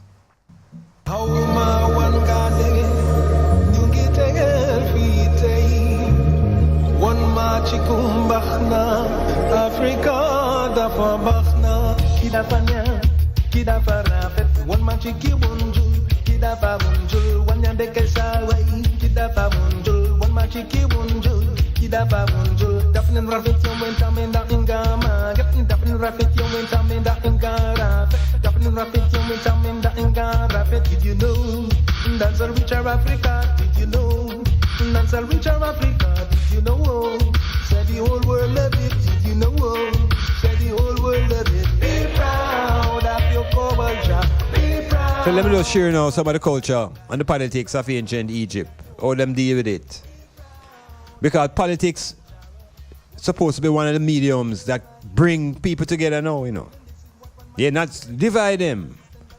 It's supposed to be a way to bring people together under order, that governance can be manifested and that there can be security first.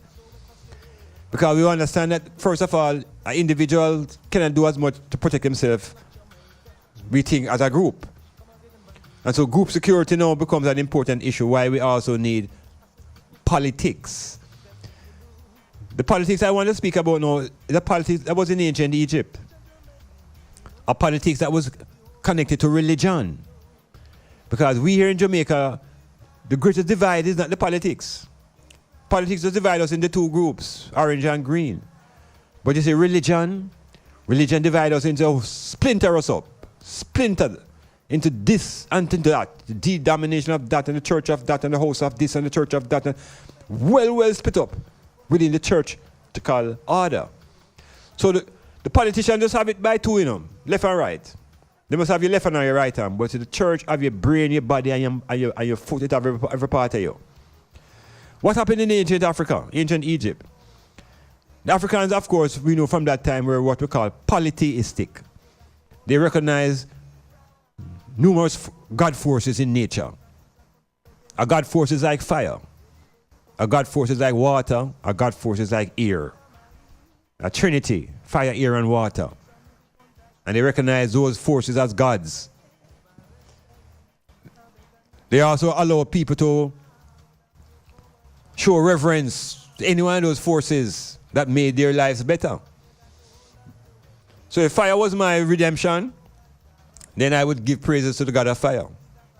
Likewise for rain and the various elements as they come. There was a time in ancient Egypt, 2,000, 3,000 years before the Christian era, when Upper and Lower Egypt had their different religions. Upper and Lower Egypt had their different gods. Because we're talking about a set of people now who are polytheistic.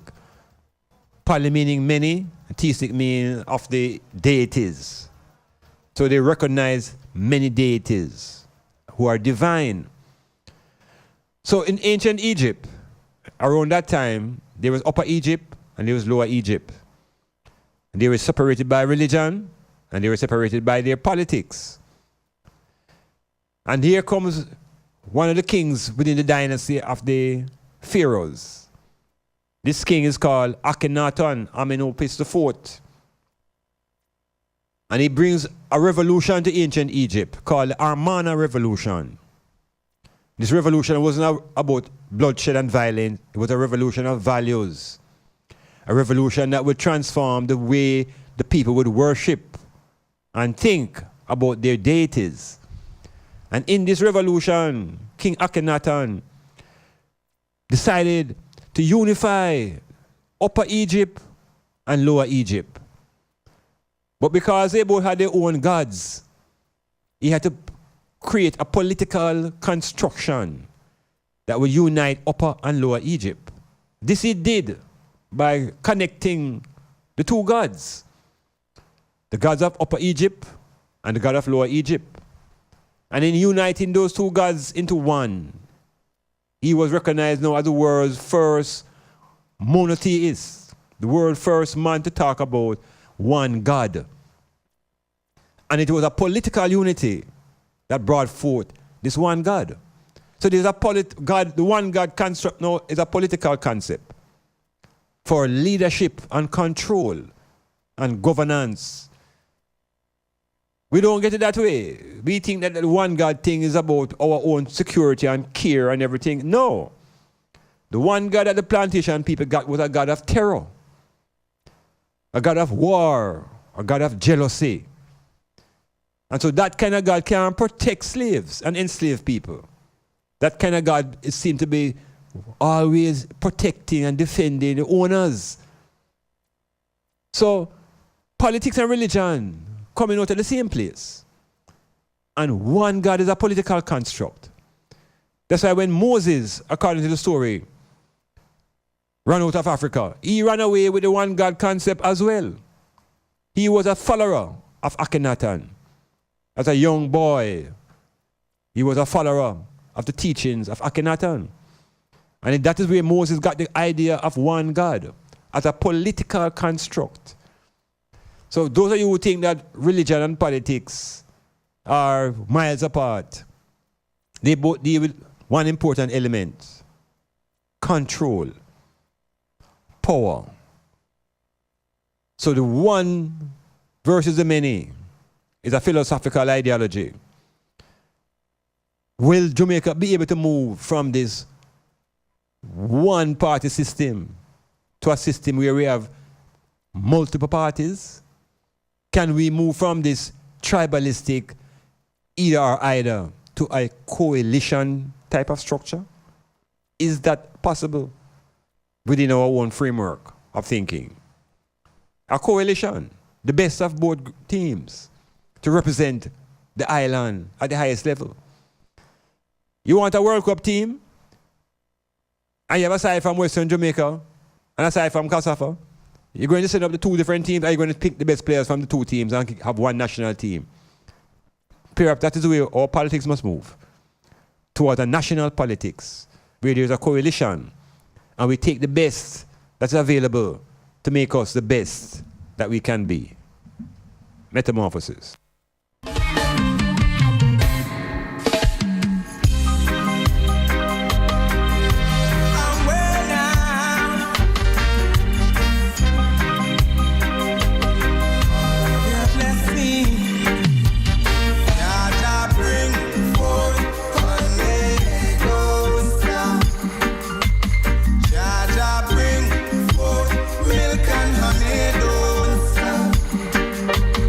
Let's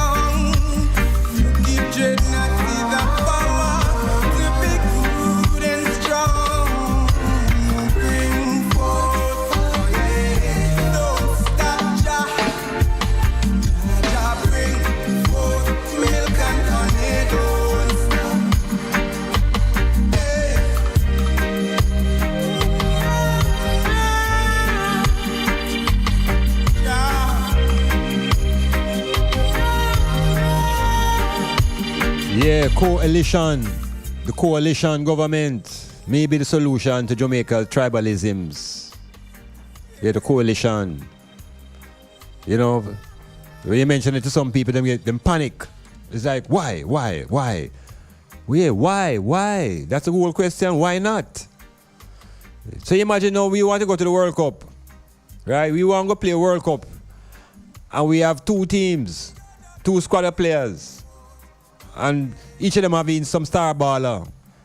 And you tell me say, we're going to try to send one of the two teams them. We're not going to try to find the best players out of the two teams to find out one Jamaica side if we want to win the World Cup. So why is it in the politics we can't find one good team?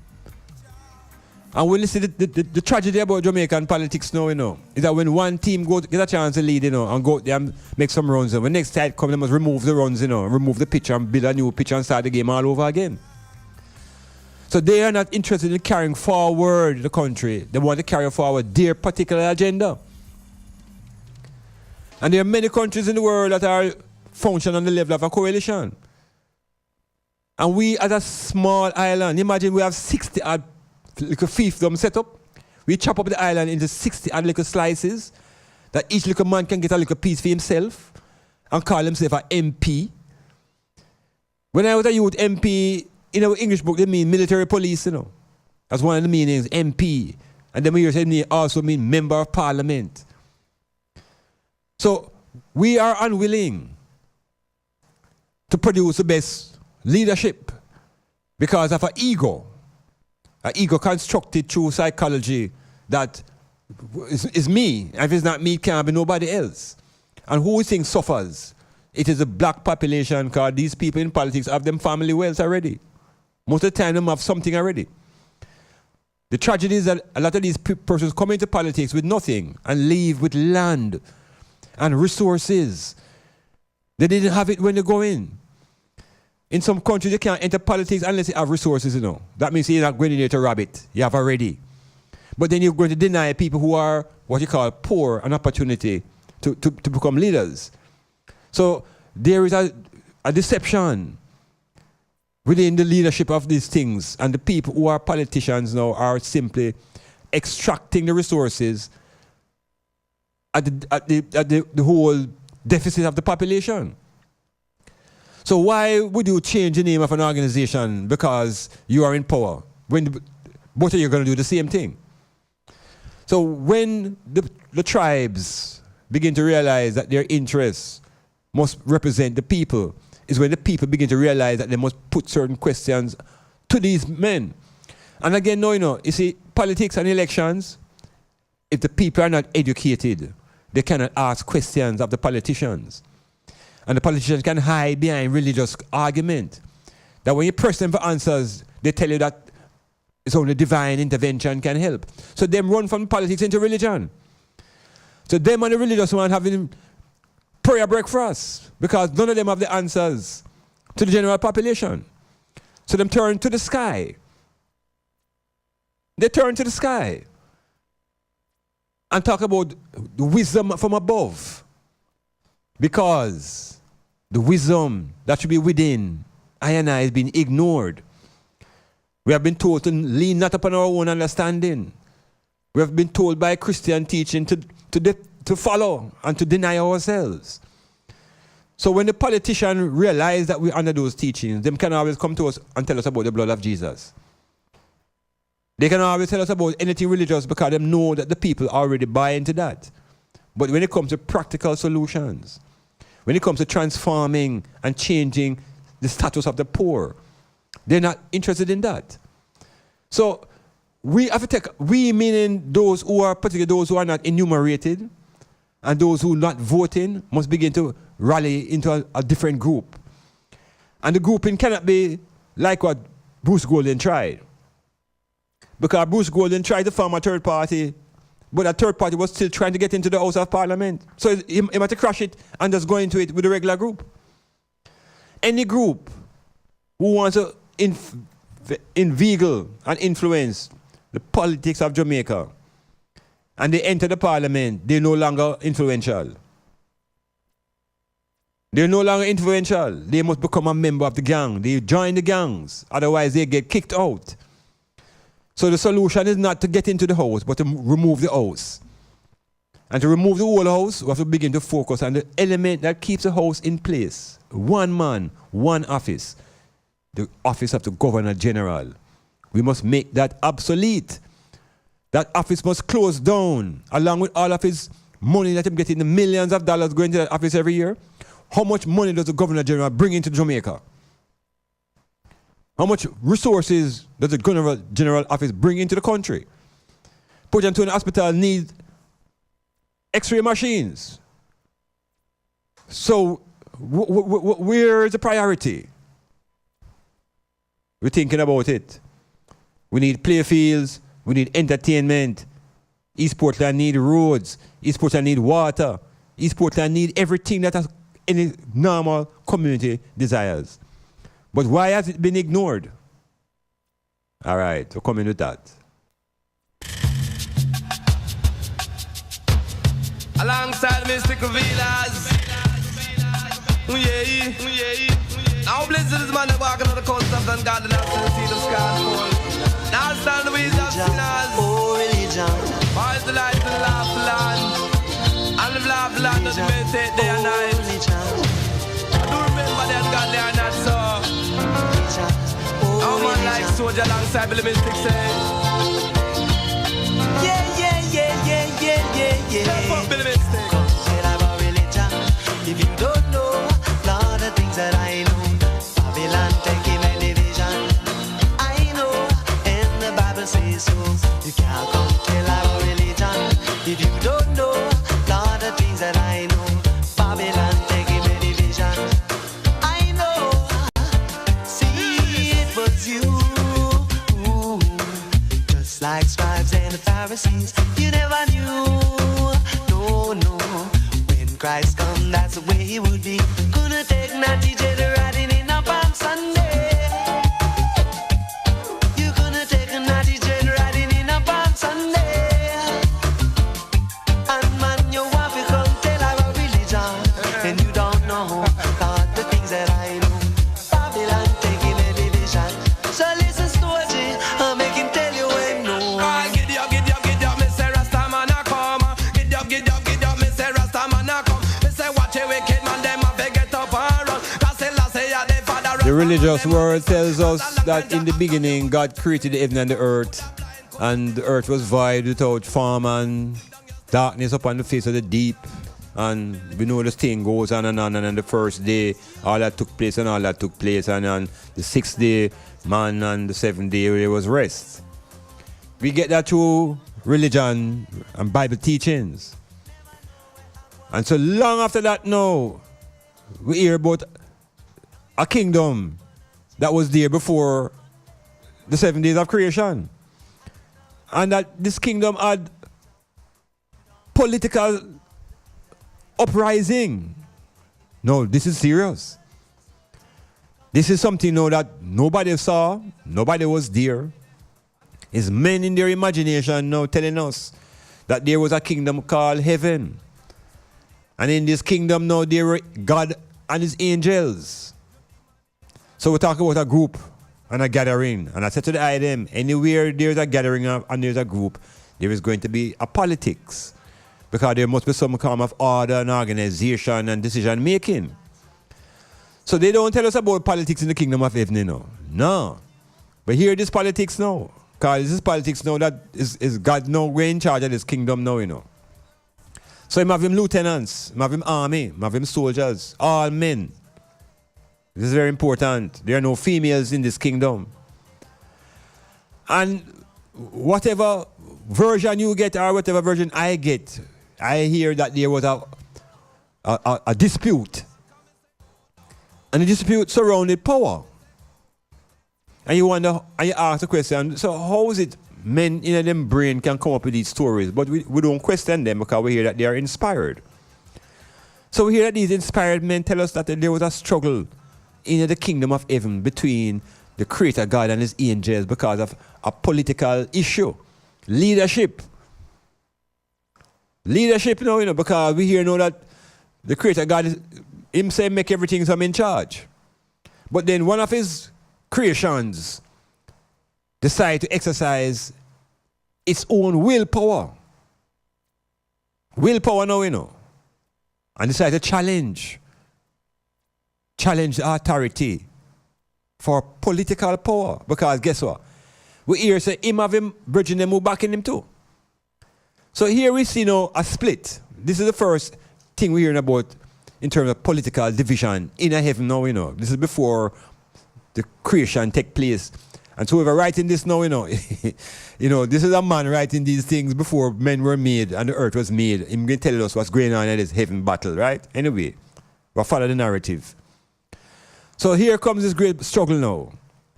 And we hear say, one angel rise up and call for him brethren, and the creator God rise up and call for him angel them, and then begin to struggle over who must control the territory.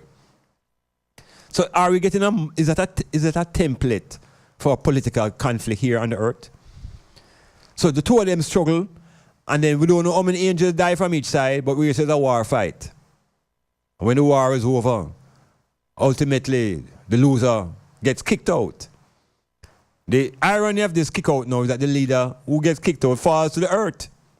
And in that fall, he becomes black and becomes evil and becomes the devil. And we have these two great antagonistic forces now we hear that are on the earth. One is God and one is the devil. These are two political ideologies now. One supposed to represent absolute evil, and the other one represent absolute good. And none of them can conquer each other. And they are always together, like Batty and Chimmy. So we have to begin to think about the nature of leaders now in politics. They appear to be in opposition to each other. But in reality, they are best of friends. It's like God and the devil. Them coming like twin brothers. It's like anyway one go, the other one there. And none can do without the other. So the similarities between politics and religion are greater than the differences. And the politician and the preacher are similar. They are set out by the plantation society to control the thinking and the behavior of the vast population and to extract the resources, either through taxes or through tithings. Nice words. Rob them or rob them with money.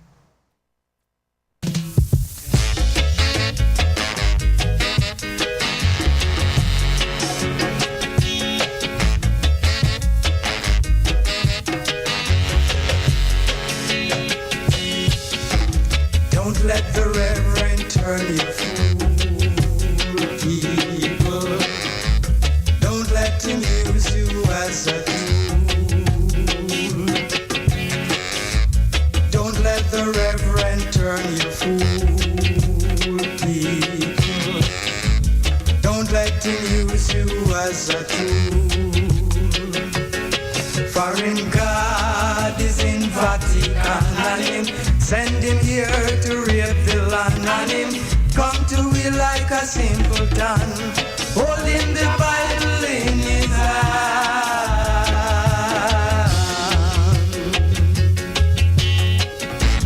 Why don't you tell the people the truth, Reverend? Why don't you tell the people the truth, Reverend? Why don't you tell the people the truth, Reverend? Get rid of evil from the root. Tell them your God is in Vatican and him send you here to rape the land, and him come to we like a simpleton, holding the Bible in your hand.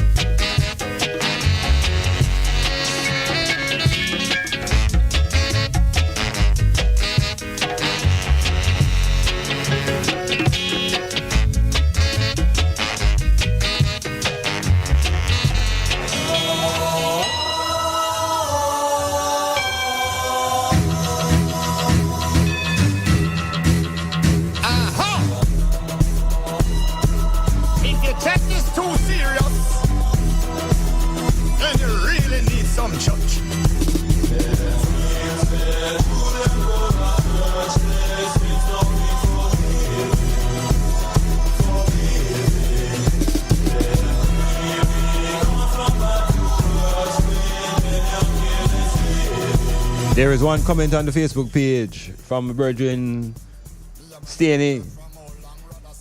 He said, change MPs and the party like how football clubs change them coach each season if them don't allow the team to start winning.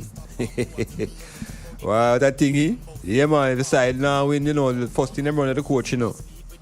So we say, once the party not function, we say, we run them. Okay, we hear you. Yeah, performance is the key.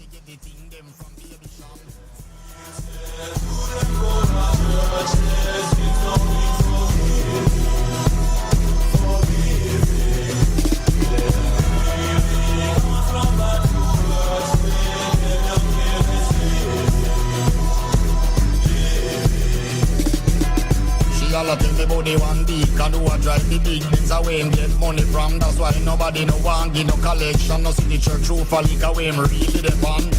Every Sunday is a competition. This enough of them a go like them in a name brand. That they sitting wish we come out of some chunk and with the can for bar smell that a no new fashion. Then she proceed to talk about the man. The corruption that exists in the church system is being exposed daily, beginning with the Roman Catholic Church, the Anglican Church, the Pentecostal, the Baptist, all the derivatives. The men who are the preachers have been given the power and the respect of the population. They have become wolves, and they have been preying on young women and the children and the boys. Have been victims of these clergymen. And this one God that they tell about is just fool the mama watch. Sitting in comfortably in this place called heaven, watching the priest them rook up the little boy them bottom, and nothing is done. These people beg forgiveness on them deathbed and they die, and the behavior continues. So what shall the people do? Shall we continue to have our faith into these politicians and these preachers? How do we get them to respond to what is our real needs and desires? It can't be just about voting. There must be some other ways to double check and recheck. Time limits. You know, why is it these people have no retirement age? How come MPs just go on into infinity? Just like the preachers, they don't retire, they don't come out of the money. We have to begin to set some guidelines, man, because it's just raping and robbing of the resources of the country. The preacher does it in a diplomatic, quiet way by telling you to bring your hard-earned earnings every Sunday and give him 2-3 times a day, 4 times a week, that him can have this building fund to set up his whole family. And the politicians go in there with nothing and come up with some big fat neck and fat waist and big car. Children go to school in Miami. All of that have to stop, you know. And it will not stop with a third party going into the parliament, because the third party going to do the same thing. We have to reconsider to remove this whole big structure, this big white elephant that politicians run in and run out as them feel like, and get something that is more responsible, like regional governments that are responsible to the region. They have to change what the British have left here. We have to look at that. The structure. It's not the personality that goes in there, it's the structure. Because I know people before they go in with all this great talk about how they're going to help the people. And when them go in there now, them talk about the people must help themselves. That they must pull up themselves by them bootstraps and a whole heap of rhetoric. Because they are now safely in the house of the Queen. When we remove that Queen house, we will expose the parliamentarians, and they must therefore show their accountability to the people. Otherwise, we remove them. Yeah, man, remove them the same way we put them in, we take them out. It's the power of the people, but the power of the people is not functional when the people are not intelligent. We must ask these men where the money going to come from. Tired of chicken back and red stripe and them kind of alcohol. They want sustained things, contracts for building, play fields across the whole of Portland. Portland should be attracting international teams to enjoy the beauty of the parish and to play sport. Why not? Me is a sportsman. I mean, I'm going to deal with the youths. I mean, I'm going to have culture, so I'm going to deal with entertainment. And we deal with philosophy and the politics of unity through culture. Portland set the pace. Portland and St. Mary. supposed to unite with St. Thomas and St. Anne's and to form one confederation. And therefore we can defend our income. Taxes of this area should be spent in this region. Taxes on the road should be spent on the roads. Yeah, man, more what they call autonomous rulership is required in this region. And Portland will set the trend. Watch East Portland. Watch.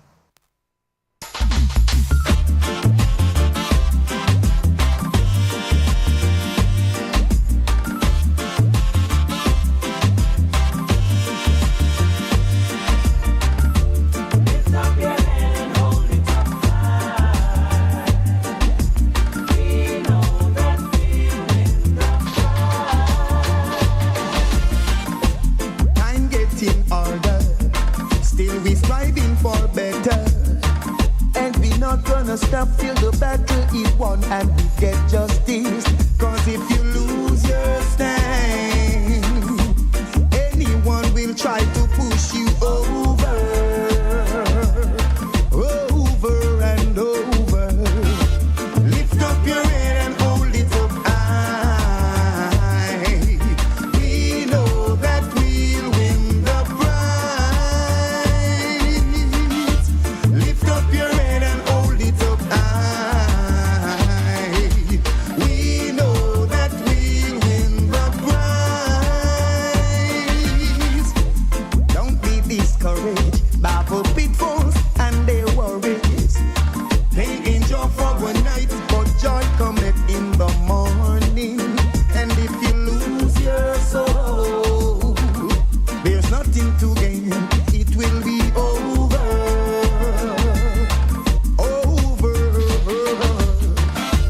Lift up your head and hold it up high. We know that we'll win the prize. Lift up your head and hold it up high. We know that we'll win the prize.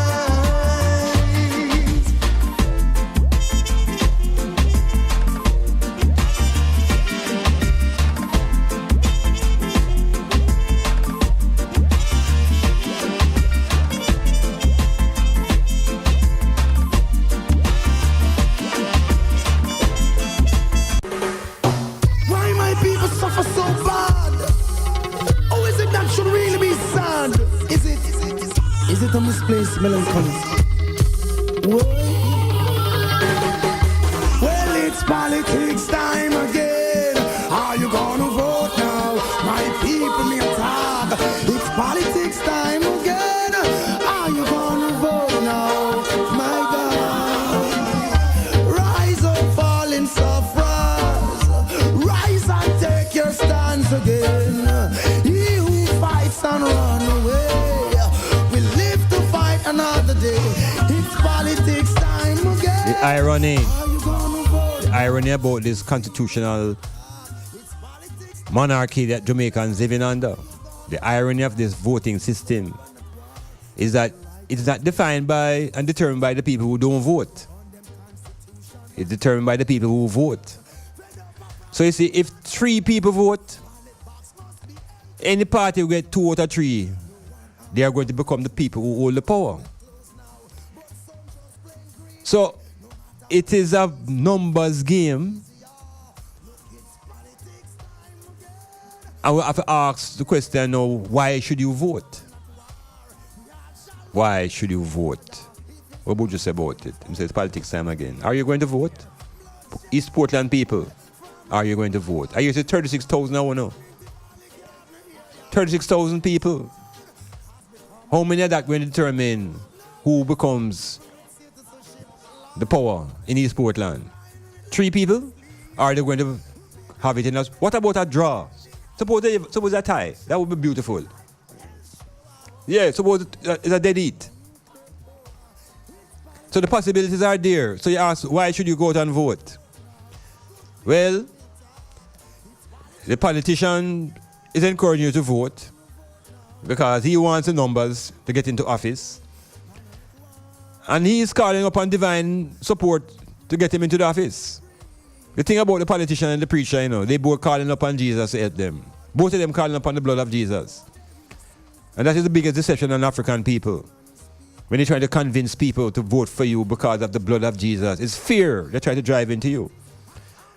So we have to move away from the religious fears and try to look at the issues. Where will the funds come from? How will the project be sustained?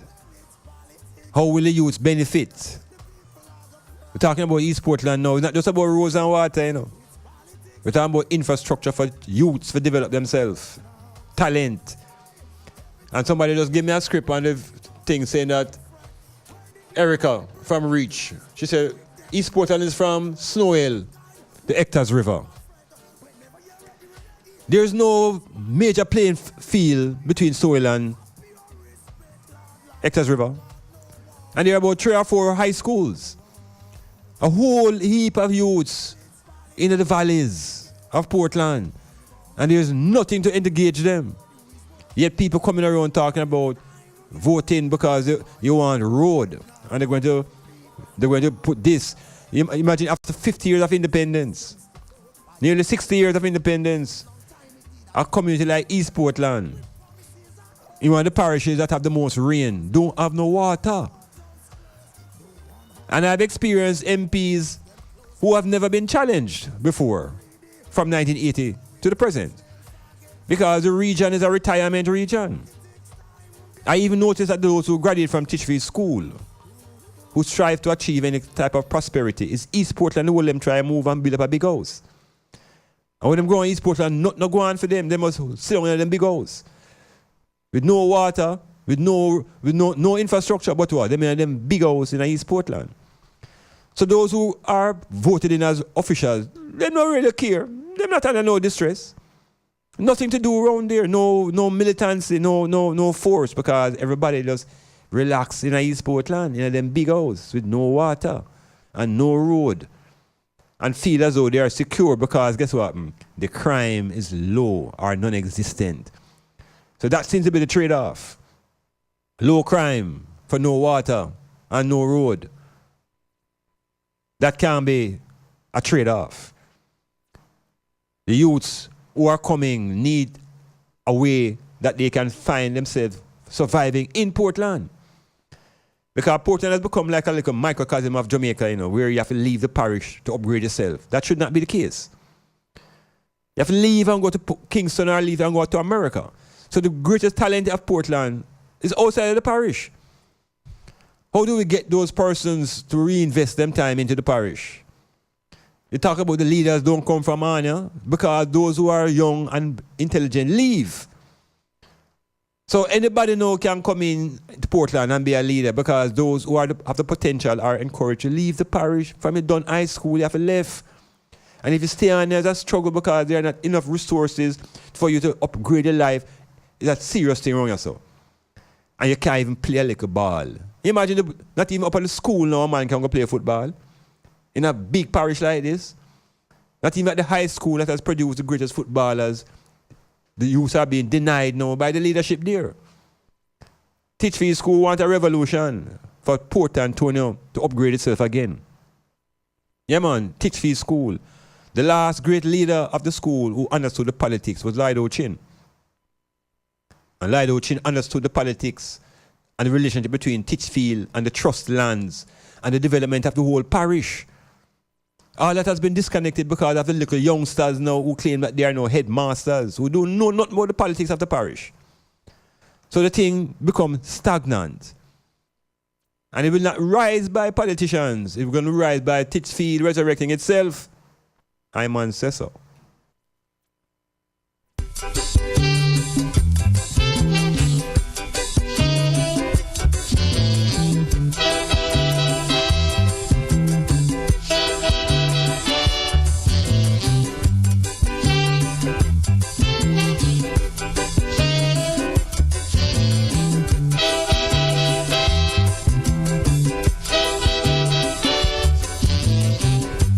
I know some of you wouldn't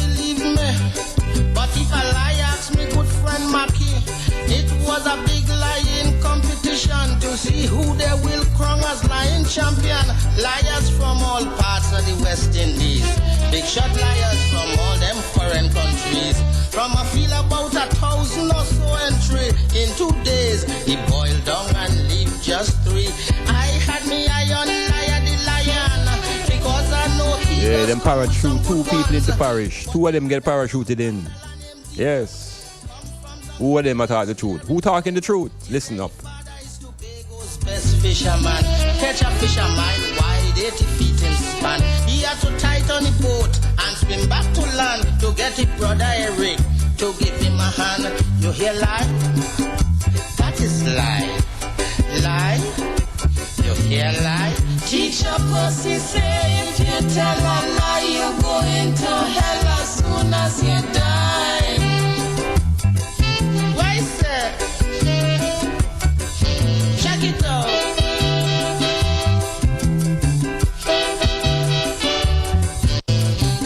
Liar the lion, he laughed till he sweat. He said, Mr. Depot, ain't say nothing yet.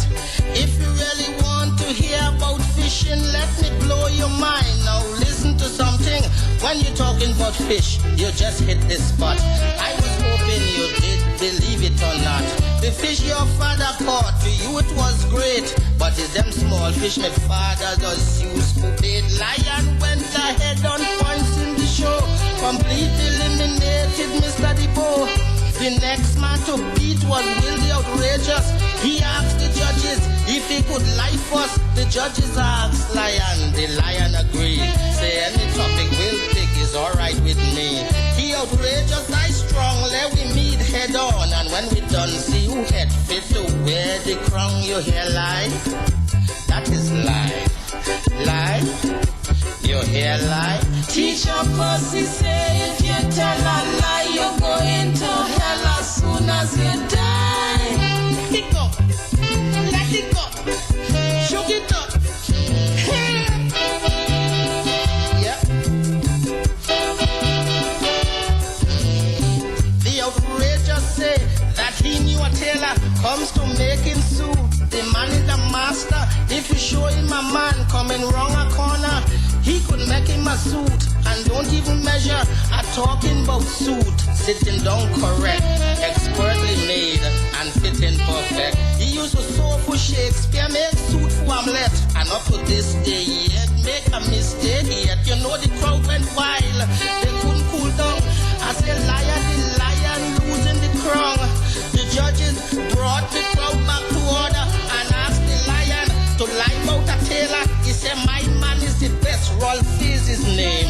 Cutting cloth, making suit is his game. Don't show him the man, my tailor is class. Just show him the corner where the fella pass, and he gon' make a suit. That is tailor. You hear lie? You hear lie? King liar. Teacher Don't make them tell you no lies. Otherwise you're bound to die. Yeah. The politicians and the preachers, don't let them be like the king liars. Listen carefully to what they have to say.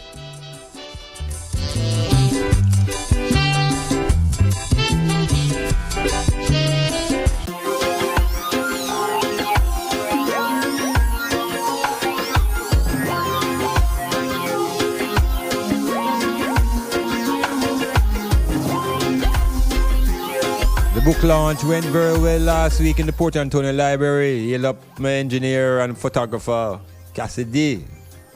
Give some good licks and some good shots. The books, of course, are here at Size FM, 2,500 per copy. And in a very short time, I will tell my overseas persons how to connect to get a copy in a place like Brooklyn. And then I'll tell you how to get in a place like Atlanta. And then shortly after that, now I tell you how to get it online officially. It will be in the Jamaican bookstores very shortly, in Bookophilia and Songsters. And for the moment, it's at Styles FM. You can come by. Brother Horace, I have a copy for you. Yes, so when you come by and pick it up, see? Otherwise, pass through Styles FM. If I'm here, you get an autographed version. This is the Black Bible. The psychology of me, I, and the self. So, just I say that, because it's also what's happening. A metamorphosis into the politics of the whole thing.